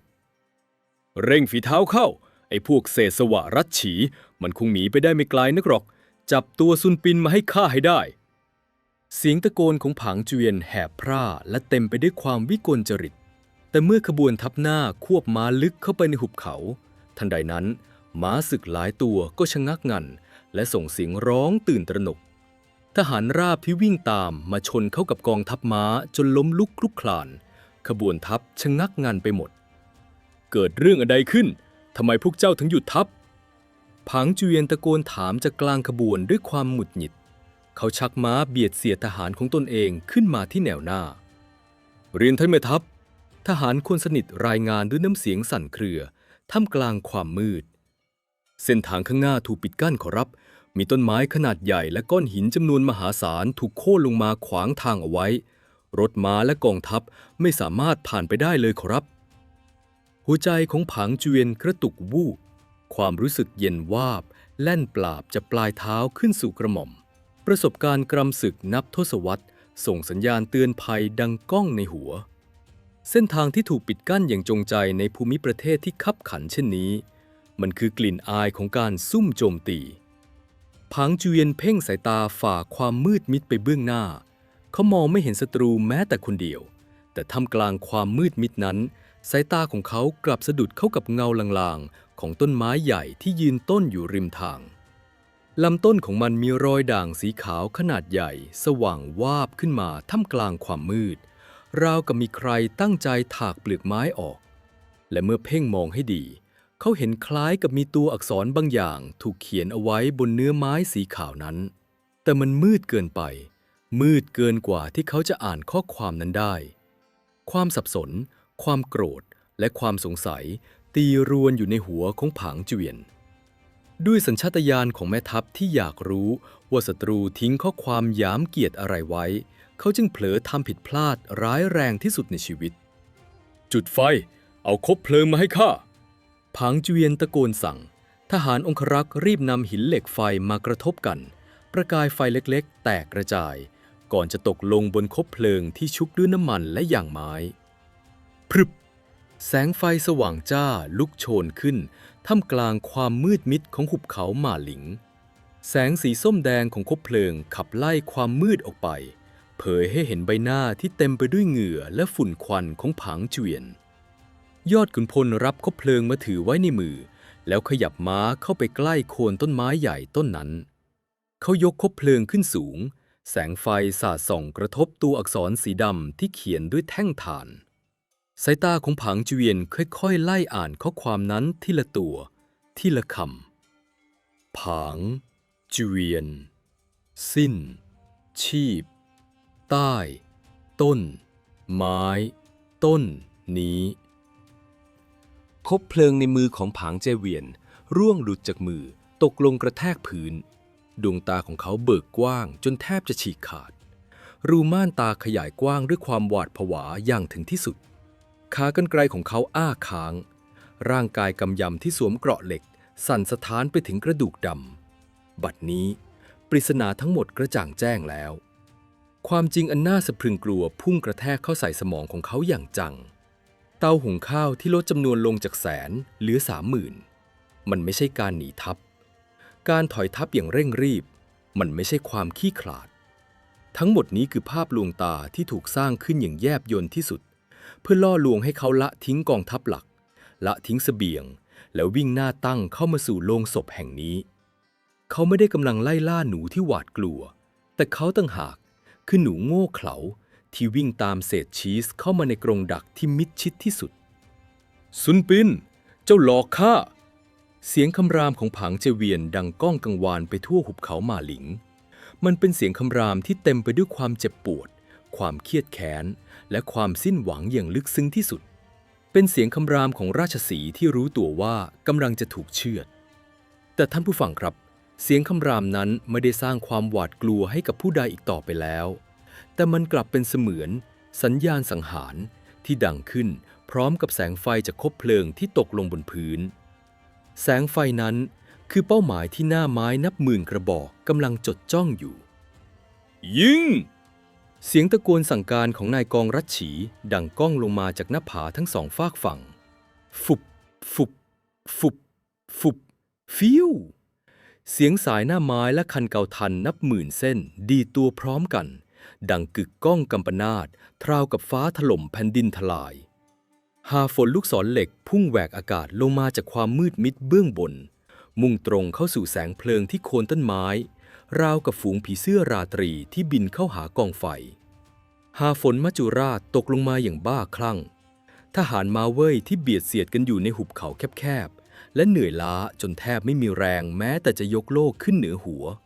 ถูกเกาทันยิงเสียบทะลุเกราะทะลุร่าง ทะลุกะโหลกศีรษะ ล้มตายระเนระนาดราวกับใบไม้ร่วง เสียงม้าร้องครวญครางด้วยความเจ็บปวดล้มทับร่างทหารเสียงเกราะเหล็กถูกเจาะทะลวงและเสียงกรีดร้องโหยหวนของทหารเว่ยที่ถูกสังหารหมู่ดังก้องสะท้อนไปทั่วหมาหลิงนรกบนดินได้เปิดฉากขึ้นอย่างสมบูรณ์แบบลูกศรดอกแล้วดอกเล่าพุ่งทะลุร่างขององครักษ์ที่พยายามจะเอาตัวเข้ามาบังผางเจเวียนเลือดสีแดงฉานสาดกระเซ็นไปทั่วบริเวณผางเจเวียนเองก็ไม่อาจรอดพ้นเงื้อมมือมัจจุราชลูกศรหลายดอกพุ่งเสียบเข้าที่หัวไหล่ขาและหน้าอกของเขา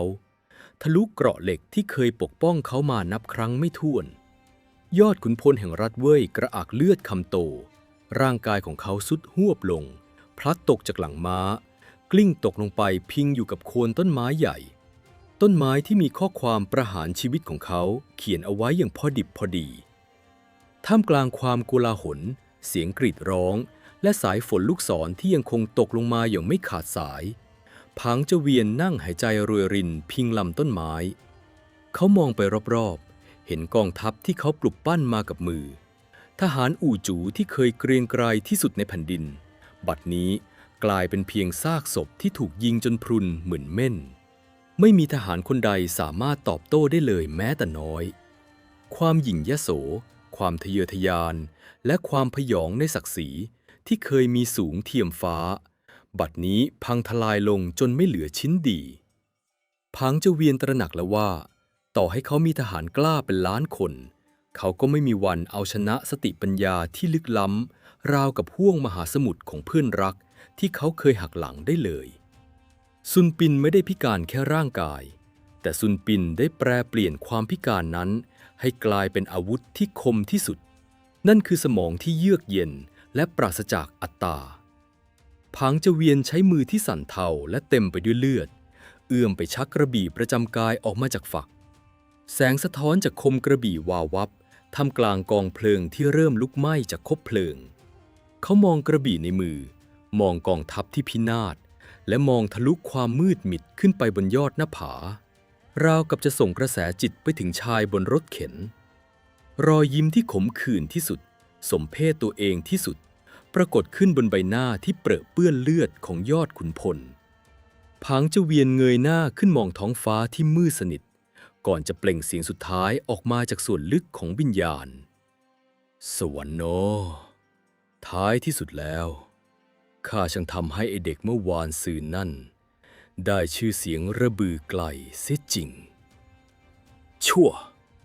คมกระบี่ตวัดเชือดลำคอของตนเองอย่างรวดเร็วและเด็ดขาดเลือดสดๆพุ่งกระฉูดรดตัวอักษรสีดำบนเนื้อไม้สีขาวร่างของผางเจเวียนยอดแม่ทัพผู้สถานแผ่นดินแห่งยุคจ้านกัวกระตุกเกรงอยู่เพียงชั่วครู่ก่อนจะร่วงหล่นลงสิ้นลมหายใจ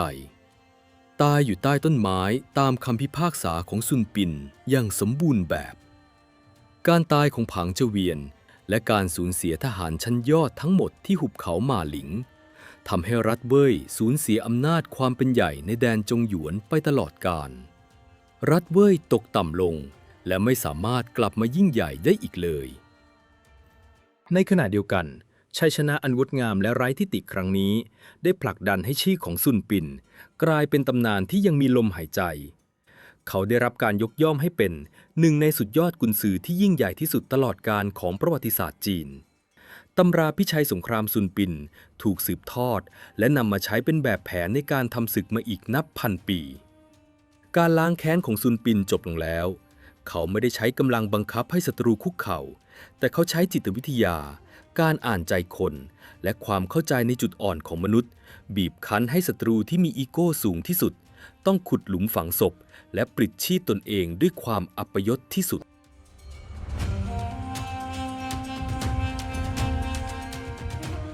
จบลงไปแล้วครับท่านผู้ฟังสำหรับมหากาพย์การหักเหลี่ยมเฉือนคมอันดุเดือดระหว่างสองศิษย์ร่วมสำนัก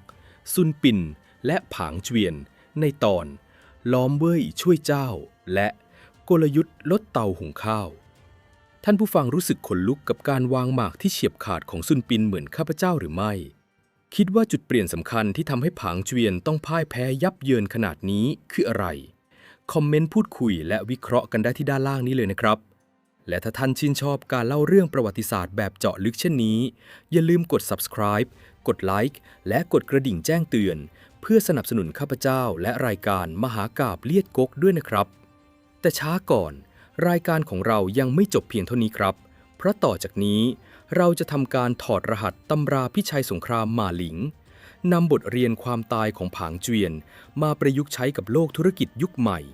เตรียมพบกับเนื้อหาสุดเอ็กซ์คลูซีฟต่อได้เลยครับ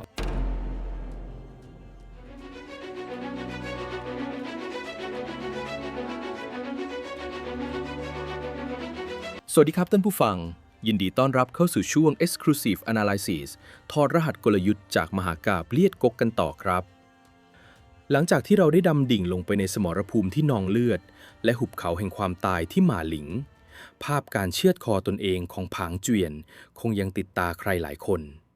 แต่หากเราถอยออกมาจากกลิ่นคาวเลือดและมองกระดานหมากนี้ด้วยสายตาของนักบริหารและผู้นำองค์กรในยุคปัจจุบันเราจะพบว่าสิ่งที่ซุนปินใช้สังหารผางเจวียนไม่ใช่ธนูหมื่นดอกหรอกครับ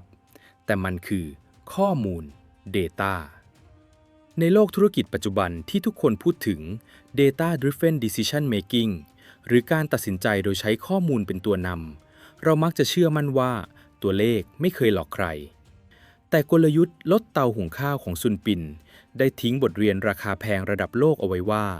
ตัวเลขอาจจะไม่เคยหลอกใครก็จริงแต่คนที่สร้างตัวเลขต่างหากที่ตั้งใจหลอกคุณอย่างเลือดเย็น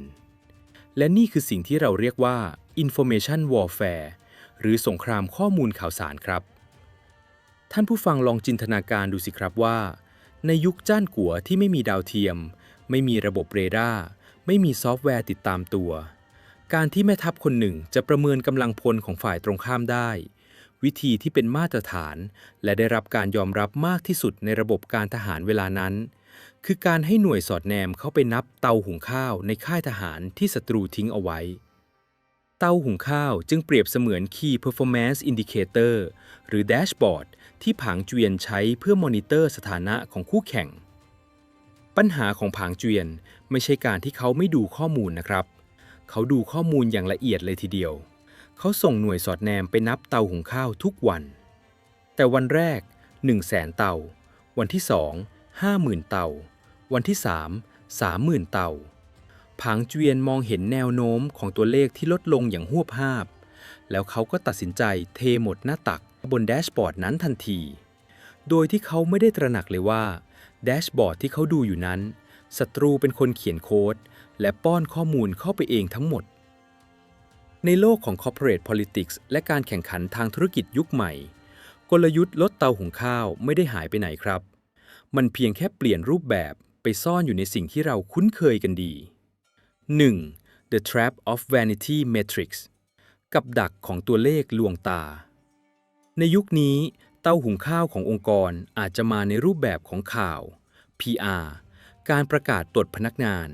การปล่อยงบการเงินที่ดูขาดทุนหรือแม้กระทั่งความเงียบหายไปจากหน้าสื่อสมมุติว่าท่านผู้ฟังเป็น CEO ของบริษัทเบอร์หนึ่งในตลาดวันหนึ่งท่านเห็นบริษัทคู่แข่งเบอร์2มีข่าวผู้บริหารลาออกติดกันมีการประกาศปิดสาขาหลายแห่งและลดงบการตลาดลงอย่างเห็นได้ชัดหากท่านมองแค่แดชบอร์ดที่ปรากฏอยู่ตรงหน้าท่านอาจจะหัวเราะเยาะเหมือนผางเจวียนแล้วคิดว่า คู่แข่งเรากำลังจะเจ๊งแล้วทุนร่อยหรอขวัญกำลังใจพนักงานตกต่ำจากนั้นท่านก็อาจจะประมาทลดการพัฒนาสินค้าใหม่หรือดึงงบ R&D กลับเพราะคิดว่าคู่แข่งไม่มีน้ำยาแล้วแต่ในความเป็นจริงคู่แข่งอาจจะกำลังทำกลยุทธ์ลดเตาหุงข้าวอยู่ก็ได้ครับการปิดสาขาอาจจะเป็นแค่การตัดแผนกที่ขาดทุนทิ้งเพื่อรวบรวมเงินสดก้อนใหญ่การที่ผู้บริหารลาออกอาจจะเป็นการล้างไพ่เพื่อเอาทีมงานชุดใหม่ที่เก่งกว่าเดิมเข้ามาทำงานในโปรเจกต์ลับและการลดงบการตลาดอาจจะเป็นการเก็บกระสุนไว้รอทุ่มเปิดตัวสินค้า disrupt ตลาดในอีก3 เดือนข้างหน้าซึ่งเมื่อถึงเวลานั้นท่านที่ประมาทและหยุดเดินหน้าก็จะถูกลูกศร10,000 ดอกยิงถล่มกลางหุบเขาหมาหลิงของวงการธุรกิจอย่างไม่ทันตั้งตัว 2. The danger of confirmation bias อันตรายจากการเชื่อในสิ่งที่อยากเชื่อ ทำไมอัจฉริยะอย่างผางเจวียนถึงโดนหลอกได้อย่างง่ายดายคำตอบไม่ใช่เพราะเขาโง่ครับ แต่เพราะซุนปินใช้เทคนิคทางจิตวิทยาที่ร้ายกาจที่สุด นั่นคือการป้อนข้อมูลที่ตรงกับอคติของผางเจวียนอย่างพอดิบพอดี ชาวเว่ยมีอคติว่าทหารฉีนั้นอ่อนแอและขี้ขลาดตาขาวผางเจียนอยากจะเชื่อ แบบนั้นอยู่แล้วในส่วนลึกของจิตใจ ดังนั้นเมื่อมี Data จำนวนเตาหุงข้าวที่ลดลง มาสนับสนุนความเชื่อดั้งเดิมของเขา สมองของเขาจึงเกิดกลไก confirmation bias หรือการเลือกรับข้อมูลที่ตรงกับใจตัวเองทันที เขาปฏิเสธที่จะหาข้อมูลอื่นมาคัดค้าน เขาไม่ตั้งคำถามเลยว่า เอ๊ะ ถ้าทหารหนีทัพไปตั้ง 70,000 คน ทำไมไม่มีรอยเท้าแตกกระจายออกไปนอกค่าย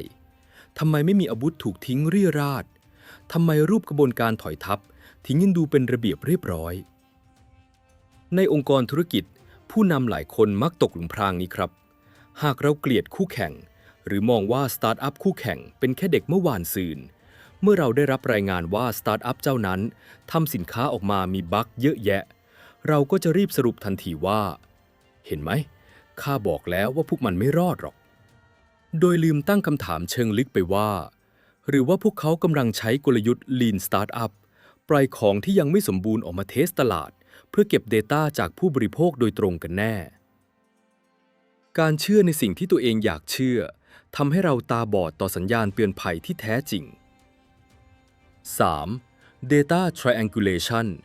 การตรวจสอบข้อมูลแบบสามเศร้า บทเรียนจากความตายของผางเจียนสอนให้องค์กรยุคใหม่รู้ว่า การมี Data ไม่สำคัญเท่ากับการมี Data Integrity หรือความน่าเชื่อถือของข้อมูล หากคุณจะตัดสินใจเรื่องสำคัญระดับองค์กร คุณไม่สามารถดูข้อมูลจากแหล่งเดียว หรือดูแค่ตัวเลขบรรทัดสุดท้ายได้กุนซือระดับซุนปินหากต้องประเมินกำลังศัตรู เขาจะไม่ดูแค่เตาหุงข้าวครับ แต่เขาจะเช็คฟุตพริ้นท์ร่องรอย ในโลกธุรกิจคือ หากคู่แข่งบอกว่ายอดขายตก ให้ลองไปเช็คดูว่าจำนวนรถบรรทุกที่เข้าออกโรงงานของคู่แข่งลดลงจริงไหม ให้ไปดูยอดการรับสมัครงานในเว็บไซต์ LinkedIn ว่าพวกเขากำลังจ้างวิศวกรซอฟต์แวร์เพิ่มขึ้นหรือเปล่า ถ้าจะเจ๊งทำไมถึงจ้างคนเก่งๆเพิ่ม หรือไปเช็คข้อมูลการจดสิทธิบัตร Patent ว่าพวกเขากำลังซุ่มทำอะไรอยู่ การนำข้อมูลหลายๆมิติหลายๆแหล่ง ทั้งจากหน้าฉาก PR โซเชียลมีเดียกลางฉากงบการเงิน ยอดขาย และหลังฉาก Supply Chain การเคลื่อนไหวของบุคลากร มา cross check กัน cross reference จะช่วยให้ผู้นำองค์กรมองเห็นความจริงที่ซ่อนอยู่ภายใต้ภาพลวงตาได้ครับ 4. The Art of Strategic Misdirection ศิลปะแห่งการเบี่ยงเบนความสนใจ ในทางกลับกันครับท่านผู้ฟัง หากองค์กรของคุณกำลังตกเป็นรอง หรือต้องการจะเปิดตัวนวัตกรรมใหม่ที่สั่นสะเทือนวงการ คุณเองก็สามารถใช้กลยุทธ์ลดเตาหุงข้าว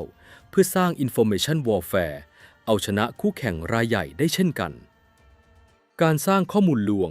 หรือ Strategic Misdirection ไม่ใช่การโกหกหลอกลวงผู้บริโภคนะครับ แต่คือการควบคุมสิ่งที่คู่แข่งมองเห็น ยกตัวอย่างเช่น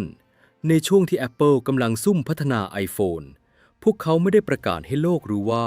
กำลังทำโทรศัพท์มือถือ แต่พวกเขาจดสิทธิบัตรและซื้อชิ้นส่วนโดยใช้ชื่อบริษัทบังหน้า ปล่อยให้สื่อและคู่แข่งไปโฟกัสที่ผลิตภัณฑ์ตัวอื่น หรืออย่างองค์กรบางแห่งอาจจะแกล้งทำตัวเงียบๆไม่เข้าร่วมงานแฟร์ไม่จัดงานแถลงข่าว ปล่อยให้คู่แข่งคิดว่าตัวเองหมดสภาพ เพื่อดึงความสนใจออกไปจากทีม R&D ที่กำลังทำงานหามรุ่งหามค่ำอยู่ในห้องทดลองลับ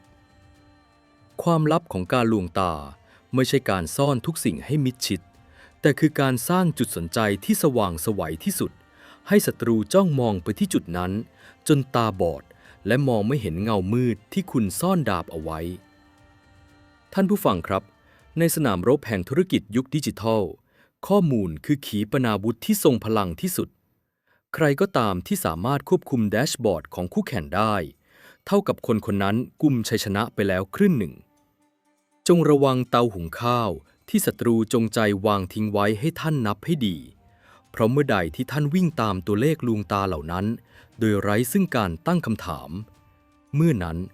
ท่านอาจกำลังก้าวเท้าเข้าสู่หุบเขามาหลิงขององค์กรท่านเอง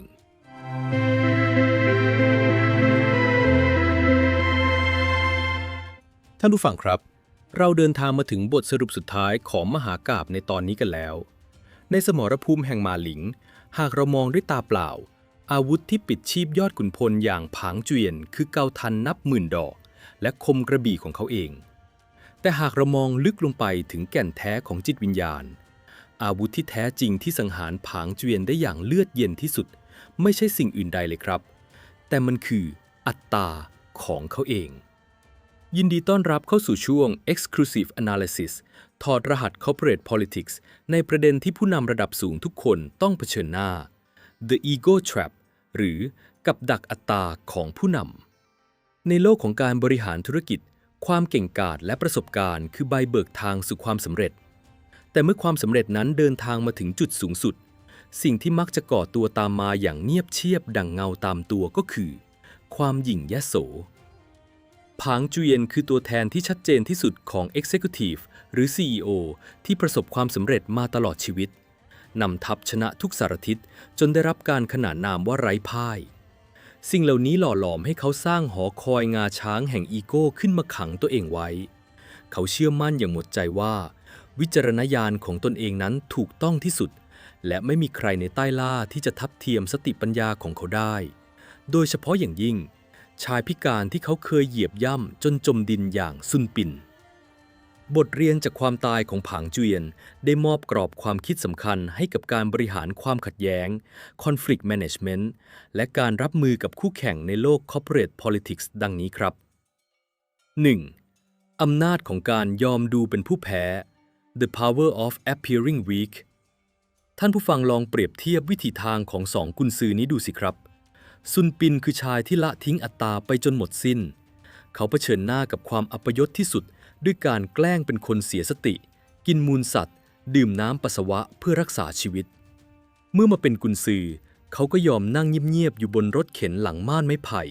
ไม่แย่งซีนแม่ทัพใหญ่อย่างเทียนจี้และที่สำคัญที่สุดเขากล้าที่จะสั่งให้กองทัพฉีถอยทัพและแกล้งทำตัวเป็นพวกขี้ขลาดตาขาวเพื่อล่อให้คู่แข่งติดกับดักในขณะที่ผางเจียนนั้นตรงกันข้ามโดยสิ้นเชิงเขาทนไม่ได้กับการสูญเสียหน้าตาทุกรูปแบบเขาต้องการชัยชนะที่สง่างามและสมบูรณ์แบบเสมอเมื่อใดก็ตามที่ศักดิ์ศรีของเขาถูกสะกิดเขาจะตอบโต้ด้วยความรุนแรงในโลกองค์กรผู้นำที่น่ากลัวที่สุดไม่ใช่ผู้นำที่โชว์พาวเวอร์หรือกางกล้ามเนื้ออวดศักดาอยู่ตลอดเวลานะครับแต่คือผู้นำที่ควบคุมอีโก้ของตัวเองได้ผู้นำที่กล้าถอยเมื่อสถานการณ์ไม่เป็นใจกล้ายอมรับว่าโปรเจกต์นี้ล้มเหลวกล้าที่จะปล่อยให้คู่แข่งเยาะเย้ยในระยะสั้นเพื่อแอบไปซุ่มสร้างฐานที่มั่นให้แข็งแกร่งและรอคอยที่จะกลับมาเอาชนะในสงครามระยะยาวการยอมดูเหมือนเป็นผู้แพ้ในวันนี้อาจเป็นกุญแจสำคัญสู่การเป็นผู้ชนะที่แท้จริงในวันหน้าครับ 2. กลยุทธ์ยั่วโทสะด้วยแผนการเดิม The Insult of the Recycle Strategy นี่คือจิตวิทยาที่ลึกล้ำและแสบสันที่สุดของซุนปินครับทำไมเขาถึงเลือกใช้กลยุทธ์ล้อมเว่ยช่วยเจ้าเป็นครั้งที่สองในมุมมองของการบริหารกลยุทธ์ที่คู่แข่งเคยใช้ได้ผลไปแล้วหากนำมาใช้ซ้ำย่อมต้องถูกจับทางได้อย่างแน่นอนแต่ซุนปินมองทะลุไปถึงสภาวะอารมณ์ของผางเจียนเขาตั้งใจใช้แผนเดิมไม่ใช่เพราะเขาคิดแผนใหม่ไม่ออกแต่เขาใช้มันเพื่อตบหน้าและหยามเกียรติผางเจียนโดยเฉพาะเมื่อคู่แข่งใช้แผนเดิมซ้ำๆผู้นำที่มีสติจะมองว่านี่คือโอกาสทองเพราะเรารู้วิธีรับมือแล้วแต่สำหรับผู้นำที่ถูกขับเคลื่อนด้วยอัตตาอย่างผางเจียนการเห็นศัตรูใช้กลยุทธ์ตื้นๆมาหลอกตัวเองซ้ำสองมันคือการดูถูกสติปัญญาอย่างรุนแรงความคิดของเขาจะพรุ่งพล่านไปด้วยความรู้สึกที่ว่ามันคิดว่าข้าโง่นักหรือไงถึงกล้าเอาแผนกระจอกแบบเดิมมาใช้กับข้าอีกครั้ง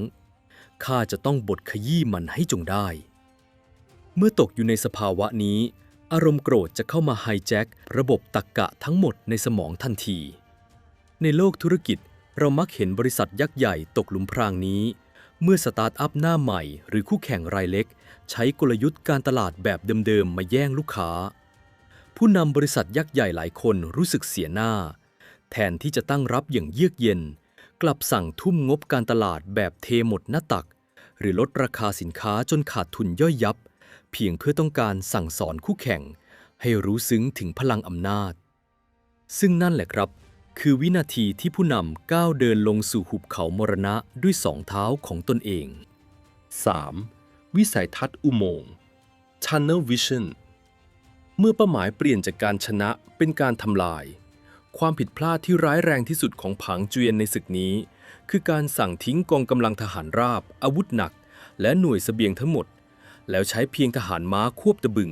ไล่ล่าซุนปินอย่างไม่คิดชีวิตในทางการทหารนี่คือการละทิ้ง Core Competency หรือขีดความสามารถหลักของตนเองทิ้งระบบนิเวศ Ecosystem ที่คอยสนับสนุนกองทัพไปจนหมดสิ้นทำไมยอดขุนพลถึงทำเรื่องไร้สาระเช่นนี้ได้คำตอบคือเพราะความโกรธทำให้เกิดสภาวะ Tunnel Vision วิสัยทัศน์อุโมงค์ครับเมื่ออีโก้ถูกคุกคามผู้นำจะมองไม่เห็นภาพรวมอีกต่อไปสายตาของพวกเขาจะจดจ่ออยู่แค่จุดเดียวเท่านั้นนั่นคือเป้าหมายที่ต้องถูกทำลายผางเจียนไม่ได้ต้องการทำสงครามเพื่อแย่งชิงดินแดนอีกต่อไปแล้วเป้าหมายเดียวของเขาคือการได้เห็นหัวของซึงปินหลุดจากบ่าในองค์กรธุรกิจอาการวิสัยทัศน์อุโมงค์นี้มักจะเกิดในรูปแบบของการทำโปรเจกต์หรือการเข้าซื้อกิจการ M&A ที่ไร้เหตุผลบางครั้ง CEO ตัดสินใจทุ่มเงินซื้อบริษัทคู่แข่งในราคาที่แพงเกินจริง overpriced ไม่ใช่เพราะมันสร้างมูลค่าเพิ่ม synergy ให้กับองค์กรแต่เพราะไม่ต้องการให้คู่แข่งอีกรายได้ไปหรือต้องการกำจัดเสี้ยนหนามให้พ้นทางโดยละทิ้งการบริหารกระแสเงินสด cash flow และเพิกเฉยต่อคำเตือนของ CFO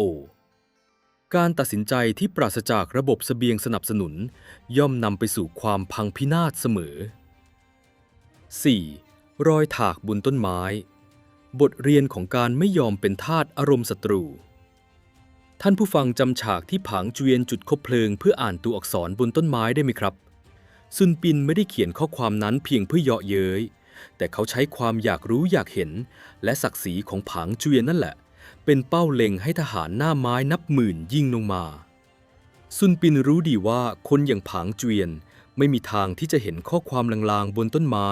แล้วขี่ม้าผ่านไปเฉยๆเขาต้องหยุดอ่านเพื่อตอบสนองต่ออีโก้ของตนเองผู้ใดที่ควบคุมอารมณ์ของท่านได้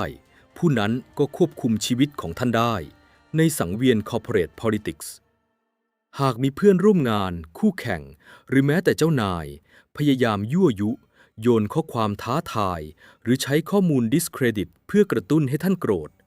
ขอให้ท่านจงระลึกถึงรอยถากบนต้นไม้ที่หม่าหลิงเอาไว้ให้ดีครับการที่ท่านโกรธแล้วกระโดดเข้าไปตอบโต้ทุ่มเถียงหรือใช้อารมณ์ตัดสินใจนั่นคือการที่ท่านกำลังจุดคบเพลิงส่องสว่างให้ตัวเองกลายเป็นเป้านิ่งกลางความมืดมิดปล่อยให้ผู้ที่ซุ่มอยู่บนหน้าผากระหน่ำยิงธนูใส่ท่านอย่างง่ายดายสุดยอดผู้นำไม่ใช่ผู้ที่ไม่มีความโกรธหรือไม่มีอีโก้นะครับมนุษย์ทุกคนล้วนมีอัตตากันทั้งสิ้นแต่ผู้นำที่แท้จริงคือผู้ที่สามารถรับรู้ได้ว่าขณะนี้อีโก้ของตนกำลังถูกสั่นคลอนพวกเขาสามารถแยกอารมณ์โกรธออกจากการตัดสินใจและก้าวเดินต่อไปด้วยความเยือกเย็นปล่อยให้คู่แข่งดิ้นรนอยู่ในเกมที่พวกเขาสร้างขึ้นโดยไม่ยอมกระโดดลงไปเล่นตามกติกาของอีกฝ่าย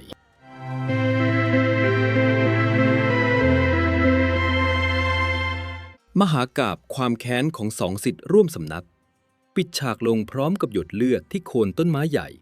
และได้ฝากบทเรียนอันล้ำค่าข้ามกาลเวลามาสู่พวกเราทุกคนอัตตาคือดาบสองคมมันอาจเป็นแรงผลักดันให้เราก้าวขึ้นสู่จุดสูงสุดแต่ถ้าเราไม่รู้จักควบคุมมันให้ดีมันก็พร้อมที่จะตวัดกลับมาเชือดคอเราเองในยามที่เราประมาทที่สุดล้อมเว่ยช่วยเจ้า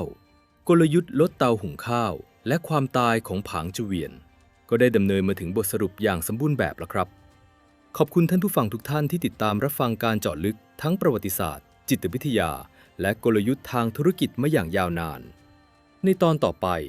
เราจะไปดูการปฏิรูปที่ยิ่งใหญ่และโหดเหี้ยมยิ่งกว่า